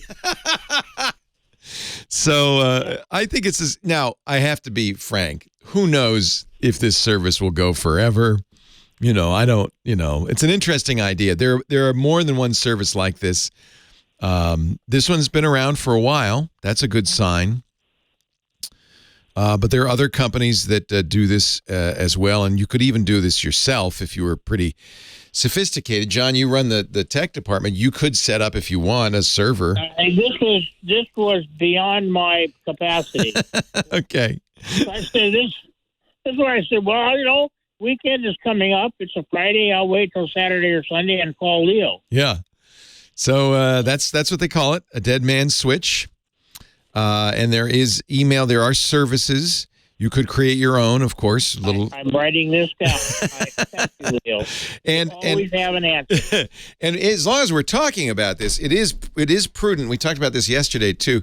Put together in fact, you could have your group do this. Like as a group project, print out a thing that says, my password manager master password is this. My login to my phone is this. My login to my computer is this. I have bank accounts here, here, and here, et cetera, et cetera. You could leave it blank, hand it out to all the seniors, say, would you fill this out and put it somewhere safe? You don't want to mail it to anybody yet, but put it somewhere safe. I have mine in my desk drawer at home. so that if something should happen to you, because I get calls on the show all the time. That's why I came up yesterday. Somebody's uncle had died a couple of years ago, and they still couldn't get into his email. And if you think about it, that's problematic. There's also, Facebook has this, a number of services have this, memorialize your account. If somebody passes, you send to Facebook, hey, here's the death certificate, she's passed. They take the account, they turn it into an in memoriam for that person. They don't delete it because those pictures and stuff, that's great, right? You want to keep that. But people can only leave messages saying, I miss you, Aunt Beatrice, I miss you, that kind of thing. Interesting. Yeah. So this is not unheard of. Yeah. And it's a good idea for those of us of a certain age to plan. Yeah. Yeah. And in fact, most password managers will have an emergency contact you can designate, which I would also do. In my password manager, I've designated my wife and my daughter as emergency contacts, and I've told them both.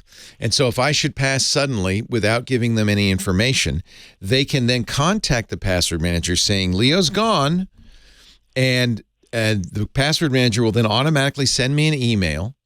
Leo, are you really gone, or are they just trying to get your money? And if I don't answer, and I can set the parameters on that, I've set it for 7 days. If I don't answer in 7 days, the password will be sent to them so that they can get in my password vault. And that's a really important thing to do. And this is a service by Google that they have. This is if you have a password manager, LastPass, 1Password, Bitwarden, all do this. They call it an emergency access. And by the way, that's something you really could set your seniors up with, is to teach them how to use a password manager. I know it's challenging, but it's a good thing for them to do, and maybe even turn two-factor and so forth. But at the very least, hand out a piece of paper with blanks for all of that stuff, my password, my login, all that stuff, and just say, put this somewhere safe. Put it in a safe. If you need to, put it in a safe deposit box, or just put it, in your desk drawer, so that when your next of kin comes to settle your estate, they can get into your stuff, because I can't tell you how often that happens. Well, of course. I'm going to discuss this with the manager of our center and see if we can start, discussing that as a opt-in. Yeah, they may. Some people may take poorly, but I know with my mom, she's 89 years old. She'll be 90 in about a month. We've had that conversation, and we've talked about what her last wishes are and stuff. It's a difficult conversation, but I think you do it out of respect and love for your next of kin, because they're going to have to deal with it when you're gone. And so, well, yes, and I had Thanksgiving dinner with a woman whose husband suddenly passed away, and she does not have access to their mutual computer. I rest my case. It happens all the time, because nobody wants to think that that's going to happen. But even if you're 22 years old, you can get hit by a bus. These things happen. You should make sure you've done this no matter what age. Exactly. Do it because you love them, and you don't want them to suffer after your passing. Thank you for your help. Great question, John. Thanks for asking. 8888 Ask Leo. That's the phone number. We're going to talk about space with our very own spaceman, Rod Pyle, in just about 15 minutes. I'll take more of your calls. The Tech Guy Show continues, episode 1948 at techguylabs.com. I am not coming back. I'm not going anywhere. Leo Laporte, the Tech Guy, 8888. Ask Leo, the phone number. If you have a question, a comment, a suggestion, if you want to talk high tech, I'm your man. I'm right here. I'm right here, baby. Robert on the line from Hinesville, Georgia. Hi, Robert. Hey, what's going on, Leo? Long-time listener, first-time caller. Welcome. Oh, I love my first-time callers. Welcome. Good to have you. On one of your I just called because on one of your segments a little while ago, you was talking to a guy about a GPI tracker. Maybe yes, yeah. So his friend was worried because she had a evil ex that he might have put a GPS tracker on her car, and he wanted to know how to find it. How do you find it? Okay, well, check this out. He may not have a GPS track on the car because my evil ex did this to me. Oh no! She knew my Google login on my Google account. Oh, and I never knew this. But once you log into Google, and if Google attached to your phone number, yep, you go to that right hand corner and do the drop down. Yep. When you hit your maps, it got a link that say timeline. And when you click timeline, it shows you everywhere you've been every day, all the time, where you go. It is only like maybe 15 minutes off of wherever you go. Wherever you go with your cell phone, it tells you where you're at. Oh, man, you must turn off. Well, you got two choices. One, you probably should just change your password if that happens, right? You should. If your spouse has your passwords, change them all if you're ex, right? That's a very good point. Because and another one that's a good one if you use iPhones, I have Find My turned on, and so does my wife. So I can see exactly where she is at any time, and she could see that. That would be another thing to turn off if you're worried. There's lots of ways, aren't they? I mean, Google can track you. Yeah, that's right. And so we both got Samsung Android phones. Yeah. We had them when we was together, but I changed my Google password, and then I changed my account from Google on my phone to my Microsoft account. Good. That's smart. Yeah, that's really smart. I Yeah. didn't even think of that. You're right. Google, because most of the time you want location turned on. Google will always, is always asking me when I'm doing searches. Oh, okay, you want to say where you are? And and I actually like having that timeline. That's a nice feature. But you don't want with that. if you don't want to be tracked, it's not a good feature to hand off to anybody else. Yeah. Okay. Right. Thank you for letting me reminding me of that, Robert, and everybody who's listening. That's really good. I trust you figured it all out, and she's not stalking you still. No. That's been like over a year and a half ago. Yeah. But it just struck a little thing with me when he talked about that. Like, looking for a GPS tracker. You don't need a GPS tracker technically. That's true. Your phone, people forget, I hear people all the time, I'm not going to have an Amazon Echo in my house. I don't want it listening to me. People forget your phone is always tracking, always listening, always got a camera on it. It's got a microphone. It's got GPS built in. It's broadcasting your location all the time. Yeah. Last thing. I'm a technical trainer down here at the military base down here. Nice. And I be doing classes all the time, and I be saying certain things. My phone, soldier's phone, Apple or Android, come on and be like, "Oh, you need to look that up on the rail." Oh, I hate that. What you said, yeah. I don't know. Maybe I can help. Maybe I found this on the web. Oh, yeah. Now, don't you tell the recruits to turn that stuff off? Well, we tell them to. We technically can't tell them to turn their phone off, but we tell them to silence the phone. Yeah. But a lot of soldiers won't silence the phone, and then when you search certain things, then the phone will say something or try to answer or give an answer. It's not silent now. Yeah. That's what you do, Robert. You come into the classroom and you say, and see who answers. Leo Laporte, the tech guy. Great to talk to you, Robert. Rod Pyle coming up. I'll see what I can find on the web for that. That's hysterical. That's great, Robert. I appreciate that. Really good to talk to you. Have a good day now. Yo, Echo. Did I activate your iPad? I'm sorry. These things activate all the time anyway. My Echo now. Oh, no, I guess it's Google now. If I just say, hey, anything, it wakes up. If I say anything with 2 syllables, hey, anything with 2 syllables, it will wake up. It's crazy. Hey, everybody, it's Leo Laporte, the founder and host of many of the Twit podcasts. I don't normally talk to you about advertising, but I want to take a moment to do that right now. Our mission statement at Twit, we're dedicated to building a highly engaged community of tech enthusiasts. That's our audience. And you, I guess, since you're listening, by offering them the knowledge they need to understand and use technology in today's world. To do that, we also create partnerships with trusted brands and make important introductions between them and our audience. It's how we finance our podcasts, but it's also, and our audience tells us this all the time, a part of the service we offer. It's a valued bit of information for our audience members. They want to know about great brands like yours. So can we help you by introducing you to our highly qualified audience? And boy, you get a lot with advertising on the Twit podcasts. Partnering with Twit means you're going to get, if I may say so humbly, the gold standard in podcast advertising.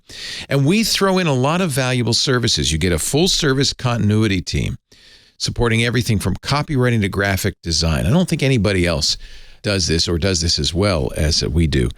You get ads that are embedded in our content that are unique every time. I read them, our hosts read them. We always over-deliver on impressions. And frankly, we're here to talk about your product. So we really give our listeners a great introduction to what you offer. We've got onboarding services, ad tech with pod sites. That's free for direct clients. We give you a lot of reporting so you know who saw your advertisement. You'll even know how many responded by going to your website. We'll also give you courtesy commercials that you can share across social media and landing pages. We think these are really valuable. People like me and our other hosts talking about your product sincerely and informationally. Those are incredibly valuable. You also get other free goodies, mentions in our weekly newsletter that's sent out to thousands of fans. We give bonus ads to people who buy a significant amount of advertising. You'll get social media promotion too. But let me tell you, we are looking for an advertising partner that's going to be with us long term.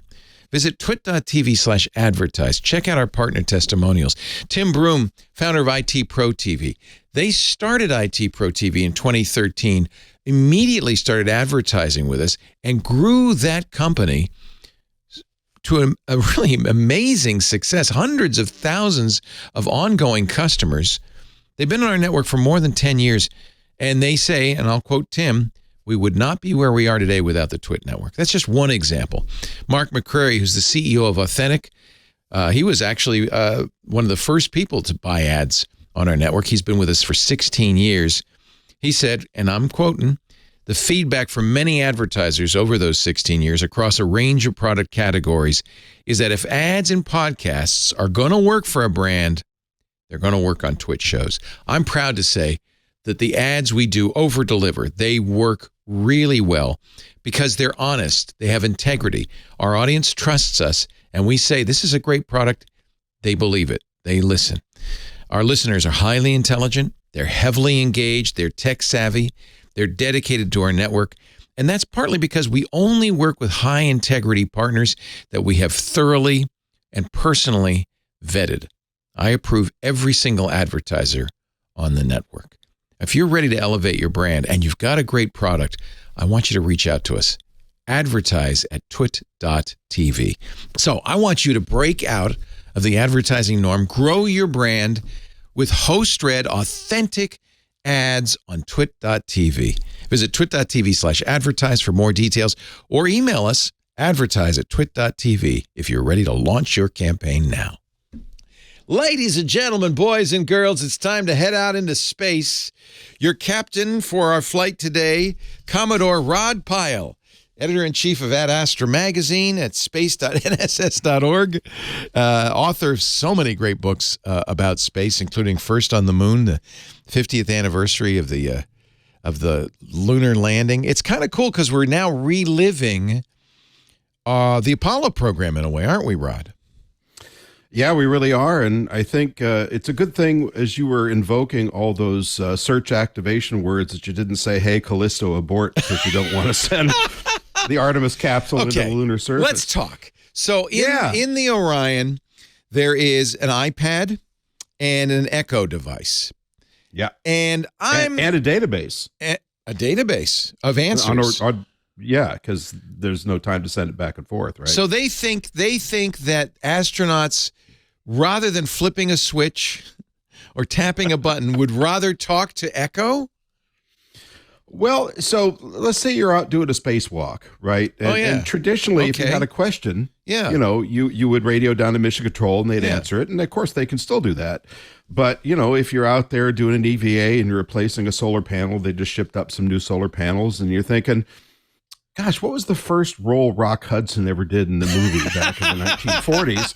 then you could say, "Hey, Callisto." Does it have that me. in the database, though? Does it really? Well, that's the question, So there's, as NASA has phrased it, and they developed this in conjunction with Amazon, Cisco, and Lockheed Martin. Yeah, who I figured prime contractor pumped in a bunch of money, and that's why the Amazon, that's all why of them. NASA's doing it, right? Yeah, okay. Yeah, but if you want to say, hey, how much more capacity is my backpack, my EVA backpack? It'd be really funny if they programmed Echo to say, when you said, "Alexa, open the pod bay doors, please," if she said, "I'm sorry, Dave, I can't do that." That would be funny. No, yeah, unless she followed through. Oh yeah, right. which would kind of stink. But I don't think there's a remote solenoid lock on that thing. No. Now you touched on this yesterday in the show. People can go on to a couple of websites. There's an Explorer Orion app for phones, or you can go on to the NASA website. I think I sent you a link for that. And you can send your message up to Callisto. It may or may not be selected. They are, of course, screening them. They don't want any commercial messages. As they should, yes. Defamatory or so forth. Very sensitive about that, as they should be, right. And it may show up and be televised on the one of the three cameras that's looking down at the device, and you may get your message out. So I sent one up yesterday. We'll see if it. Oh, did you? What'd you? Now you didn't say open the pod bay doors. What did you say? No, I sent a very funky, poorly written haiku. I said, this is really schmaltzy. "The moon shines bright below me as I head ever further into the darkness, heralding a new dawn for humanity. I am Artemis." Now that's good. That's good. I think, and who is it? Lockheed that has to approve it? I think they might approve that. NASA, I think. Yeah. I mean, Lockheed may pass it on, but if you had said something like, "Listen to Rod Pyle and the Tech Guy Show Sundays," I don't know if they'd approve that. That's true. Yeah. And since we're not long for this earth on Sundays, that would be a bit of a misdirection. A waste of a good message. But anybody can do this, and it's a great piece of public outreach. I mean, NASA's gotten very much better over the last decade at doing public outreach on the Juno orbiter around Jupiter. They've got JunoCam, which was designed from the beginning as a citizen science thing so that people could download the images and participate. And there's a bunch of other stuff they're doing of kind of similar nature, some of them with the Mars rovers. So, this is a good way to get people engaged in the project and say, okay, you're part of this adventure, you're a taxpayer. Because, back when you and I were growing up, as a taxpayer, your right to access the Apollo lunar landing program was to watch the news, right? That's kind of it. So this is cool. Nice. No, I like it, and I think. So will they send you a photo if they display it on? I don't think so. I think you have to catch it, and I did not dig deep enough into the website to see if there's a way for you to be notified. So you may have to go back and scroll through. So somewhere on the website, there's a picture of this Callisto tech demo that we can watch, waiting for your message to show up. I haven't actually seen that. It's just that. That's the only thing I saw was that cockpit picture. Yeah. What a cool cockpit, though. Yeah, there's no one in it, just a Snoopy floating around, but still. Well, there's the mannequin on the left. What's his name? Oh, Moonican Skywalker or something. Hilden Frieger. Yeah. I do have one other thing I wanted to mention. This is kind of a nice Christmas thing. If you're looking for something to do, there's a show that I reviewed about a month ago for the magazine called Goodnight Oppie, which is all about the Opportunity Mars rover and its long and illustrious career. And I got to say, I'm pretty critical of space documentaries. I've made a few. They weren't spectacular, but that doesn't mean I'm not a snob about it, right? And the last truly great space documentary I remember watching, although it was a little more of a promo, the documentary was the IMAX film The Dream is Alive, narrated by Walter Cronkite in 1984. It was a very optimistic look at the shuttle program, but wonderfully done. So this is one of the best things I've seen since that. Oh, so I'll have to watch it. Of course, Oppie. Shut down in 2018. Yeah. And, there's a few things, if you're watching this and you're, a person who pays attention to this stuff, there's a ton of CGI of the rover. It's a little anthropomorphic and it's making a lot of cute noises, but there's almost no voiceover. There's kind of a disembodied voice of the rover / voice of NASA that's done by Angela Bassett very well. But the rest is interviewing the engineers and scientists and rover drivers and so forth. Really lavish score. And just a great way of telling the story. And if you're not in tears by the end of it, then you're not human. It's that much of a tearjerker. It's on Amazon Prime? Yeah, and it's free. And it's free if you have Amazon Prime, obviously. Yeah. So there's nothing free about that. No, absolutely. In general, you know, the conceit is that it's free. Yeah. But really worth watching and a good family thing. Kids will enjoy it. People that don't know or care about the missions will enjoy it. And also. bring your hanky, because even though Oppie is inanimate, it's a tearjerker. It is. And those last few weeks were pretty dramatic. A big dust storm moved in. There wasn't enough light for the solar panels to continue Didn't generating Opportunity electricity. last a lot longer than it was supposed to? Was that? Oh, it's supposed to last 180 days. Yeah. And it went years. And it lasted like 8 14 years. and a half years. 14 and a half. Wow. But this is how NASA and JPL engineer their stuff. That's why it's so expensive. One reason. It's just made to really be up to the task of surviving that environment. And it's a brutal environment. I mean, there's all that fine-grained, sharp dust and plunging temperatures and so forth. So you have to put heaters all over the place.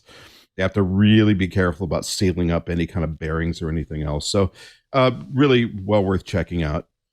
Finally, as we were talking about Artemis, it has entered its distant retrograde lunar orbit, which is this big, weird lunar looping orbit that there's a combination of reasons they talk about, but the big one is they just had an underpowered upper stage, so it was the easiest way to get it around the moon. Are they doing a slingshot around the moon?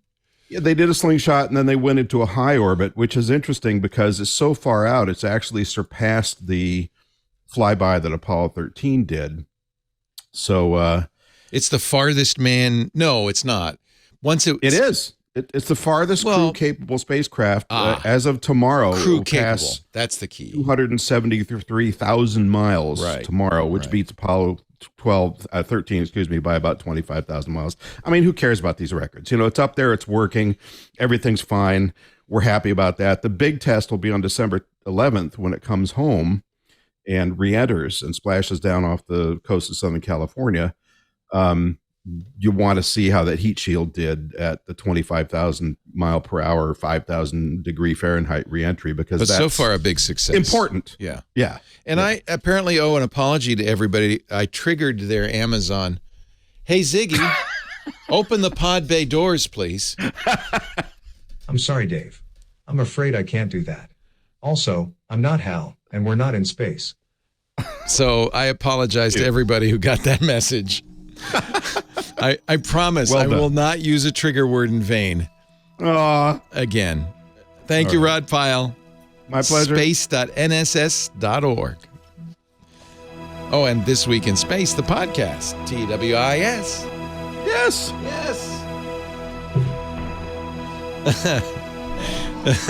So you are the king of the live read. You know, I listen to him every week. I used to listen to him and think, well, that's pretty good. Now I listen to him thinking, I got to do that better. And now, of course, I have to add to my inventory. You have to do ads now. You have to do ads now, buddy. And I have to learn how to do a Lisa impression like you. You know, when I'm doing my ad for, was it Melissa or ZipRecruiter?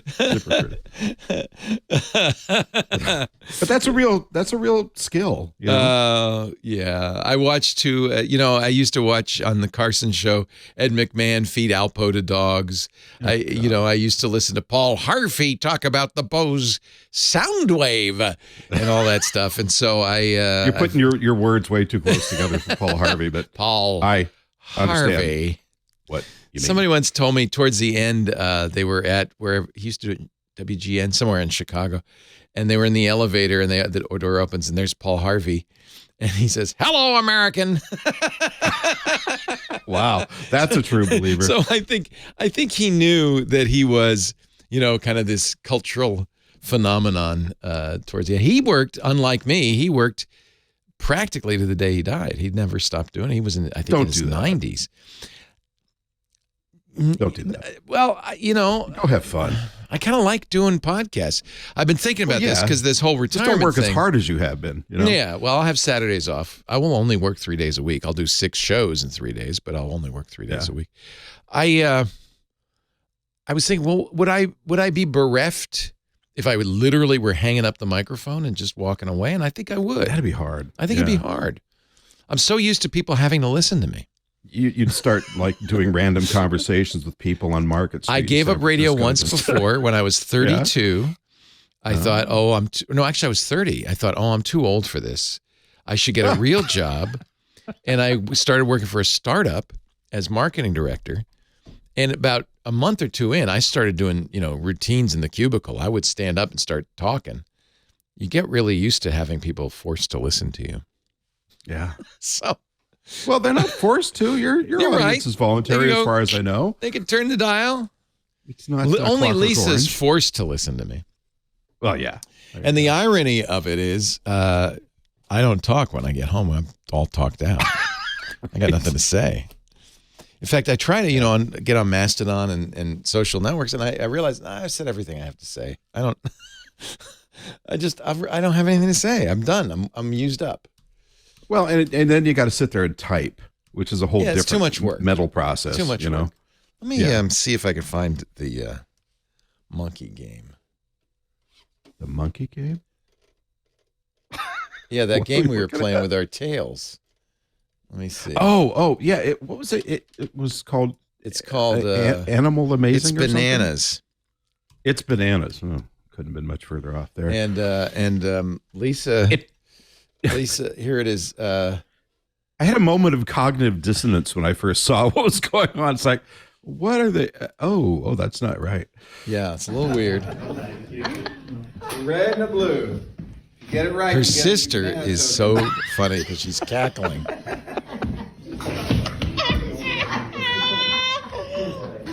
I got me some red. Looks like we're camping in a swath of woods. Whoa! Wow, 2 for 1. Oh, almost. And then I think she posted me doing it. She did. I get these things. I get these things so that. We had to. I gotta go. Sorry. Okay. Thanks, Rod.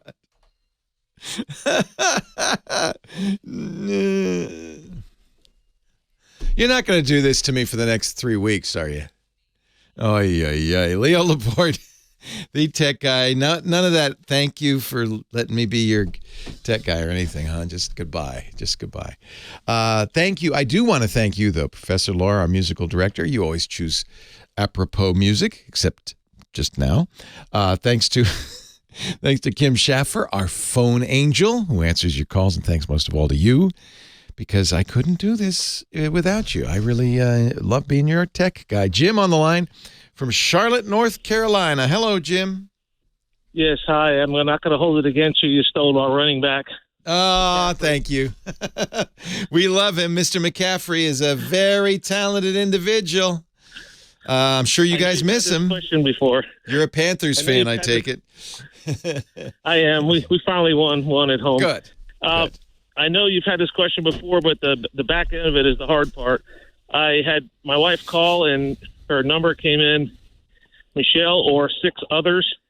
Yeah. So her name had duplicated itself 6 times. Yeah. Not one duplicate remover on App Store had any good reviews, so I used the Apple duplicate remover, which is within the Apple contacts, and it wiped out 32 years of contacts, going back to my first Palm Pilot in 1990. Oh no! I have everything singular, but I lost 4/5 of what I had in there. Oh, that's awful. Apple did that and you said remove duplicates, and it killed your contacts. It took anything with any semblance of a similar name, and it's gone. And it was from within the Contacts app on the MacBook. So I opened Time Machine. My old Mac Time Machine ran consistently from the first day I had it. This is a relatively new MacBook Pro. Time Machine hadn't been set up, so I messed myself over. And of course, when I went to my phone and my iPad, they were instantly gone. Now it's blank. Did you? Immediately cross your fingers. Well, I should have. Do you have an iPhone or do you have iCloud? I have iCloud, but that's a problem because when it deleted from my contacts on my MacBook Pro, they deleted from my iPad and my iPhone. You know, this is a perennial problem with syncing in general, is causing duplicates or worse, accidentally deleting contacts. You have the worst case scenario. That's the worst I've ever heard. Especially since you started with the Palm Pilot. Wow. So it's years and yeah, me too, right? Years and years, and I have like 1,500 contacts, most of whom I don't even know who they are. but I don't want to throw anything out because I might, someday need it. Oy. So your question is, can I get those back? I mean, basically, if a time machine's not working, they're pretty much gone, correct? Yeah, if you don't have any other backup. iCloud, of course, your phone, you're syncing to both of those. But if, unfortunately, the deletions got synced before you could do anything, where else? Oh, on the okay, so Scooter X in our chat room says, I hope this works. Scooter X to the rescue. He says, when you go to iCloud.com, you'll see a data recovery program in the app launcher. So click the app launcher button, and there's something called data recovery. I've never seen this, but I've never needed it. See if you can go back in time on iCloud. It's kind of like Time Machine for iCloud, because you know what? They know people are going to do this. It's kind of maddening because you didn't do it. Apple did it with their duplicate deleter, which is incredibly frustrating. Yeah. So I didn't know this. I'm going right now to my iCloud. Perhaps you heard my phone say, "Hey, is this you?" Yeah, because I'm logging into my iCloud just to see this. I didn't know this existed. So iCloud.com. Then there's that button up in the upper right hand corner that has all the different apps, and one of them is apparently data recovery. Now one hopes that'll take you back. Actually, it's not. It's under more. So there's a menu of stuff at the very bottom. It says data recovery, restore files, restore bookmarks, restore contacts. And I'm looking at mine, and I have two archives, one from November 21st, not so long ago, and one from November 11th, a little longer ago. Maybe, cross your fingers, that restore contacts will work for you. And if it does, you can send Scooter X a coffee. I cross my fingers for you. Yeah. Enjoy your show. Thank you. And I hope that works. That's a nightmare. Back up your contacts. There is a way to do that on every device. You can export contacts as a file. If you get them back, just do that. Keep it as a data file. You got, 20 years of contacts on there? Me too.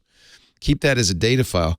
Never, I have to say, don't trust synchronization or duplicate deletions, anything that's going to delete contacts. Even synchronization can delete contacts by accident. I've had that happen where you synchronize with an empty contact list and it decides the empty contact list is the right one and it deletes everything. That's a nightmare. Got to have backups. Turn on that Time Machine backup. But fortunately, and this is probably true of a lot of cloud services, iCloud has a backup. They do just kind of automatically. Thank you, Scooter X. Good job.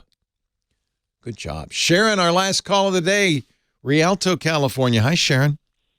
Hi. Welcome. Oh, welcome. Okay. Welcome. You're welcome. Welcome. What can I do for you? Yes. I want to know how I can get pictures off my deceased daughter's Google account. Oh, I'm so sorry just to hear those two words. That's terrible. I'm so sorry. Yeah. Yes, so we were talking about this earlier, the idea of having something that, has your passwords on it for your next of kin, so something happened to you. Yeah. You don't have access to it, huh? I don't have access to it, no. Yeah, Google will not give you access, nor would Apple or Microsoft, because they presume that you don't necessarily, even if you're her mother, that she wouldn't necessarily want you to have access to it. And so they just don't do that. You could contact them, provide a death certificate. Sometimes with Apple, for instance, that will work. But you understand the reason they're reluctant to, and I think that they won't, is they don't know what your daughter's wishes were. And I understand. Yeah. Oh, and I understand why you want it. Oh, I'm so sorry. Oh. Let me ask you, could I get a court order? Yeah. You could try. Under those circumstances, they could not ignore a legitimate court order. So if you could get the court to order it, yeah, There is, and I'm going to put it in the show notes again, Scooter X to the rescue. There is a Google page on requesting a deceased user's account, and at least you should go to that page. Okay. It's at support.google.com. It's a long URL, so we'll put it up at techguylabs.com. But also, you could probably Google it, something like request a deceased user's account at Google, and see if they can do that. I'm going to guess that you'd need to, let's see, inactive account manager, people pass away. We can work with immediate family members and representatives to close the account when appropriate. In certain circumstances, we may provide content from a deceased user's account.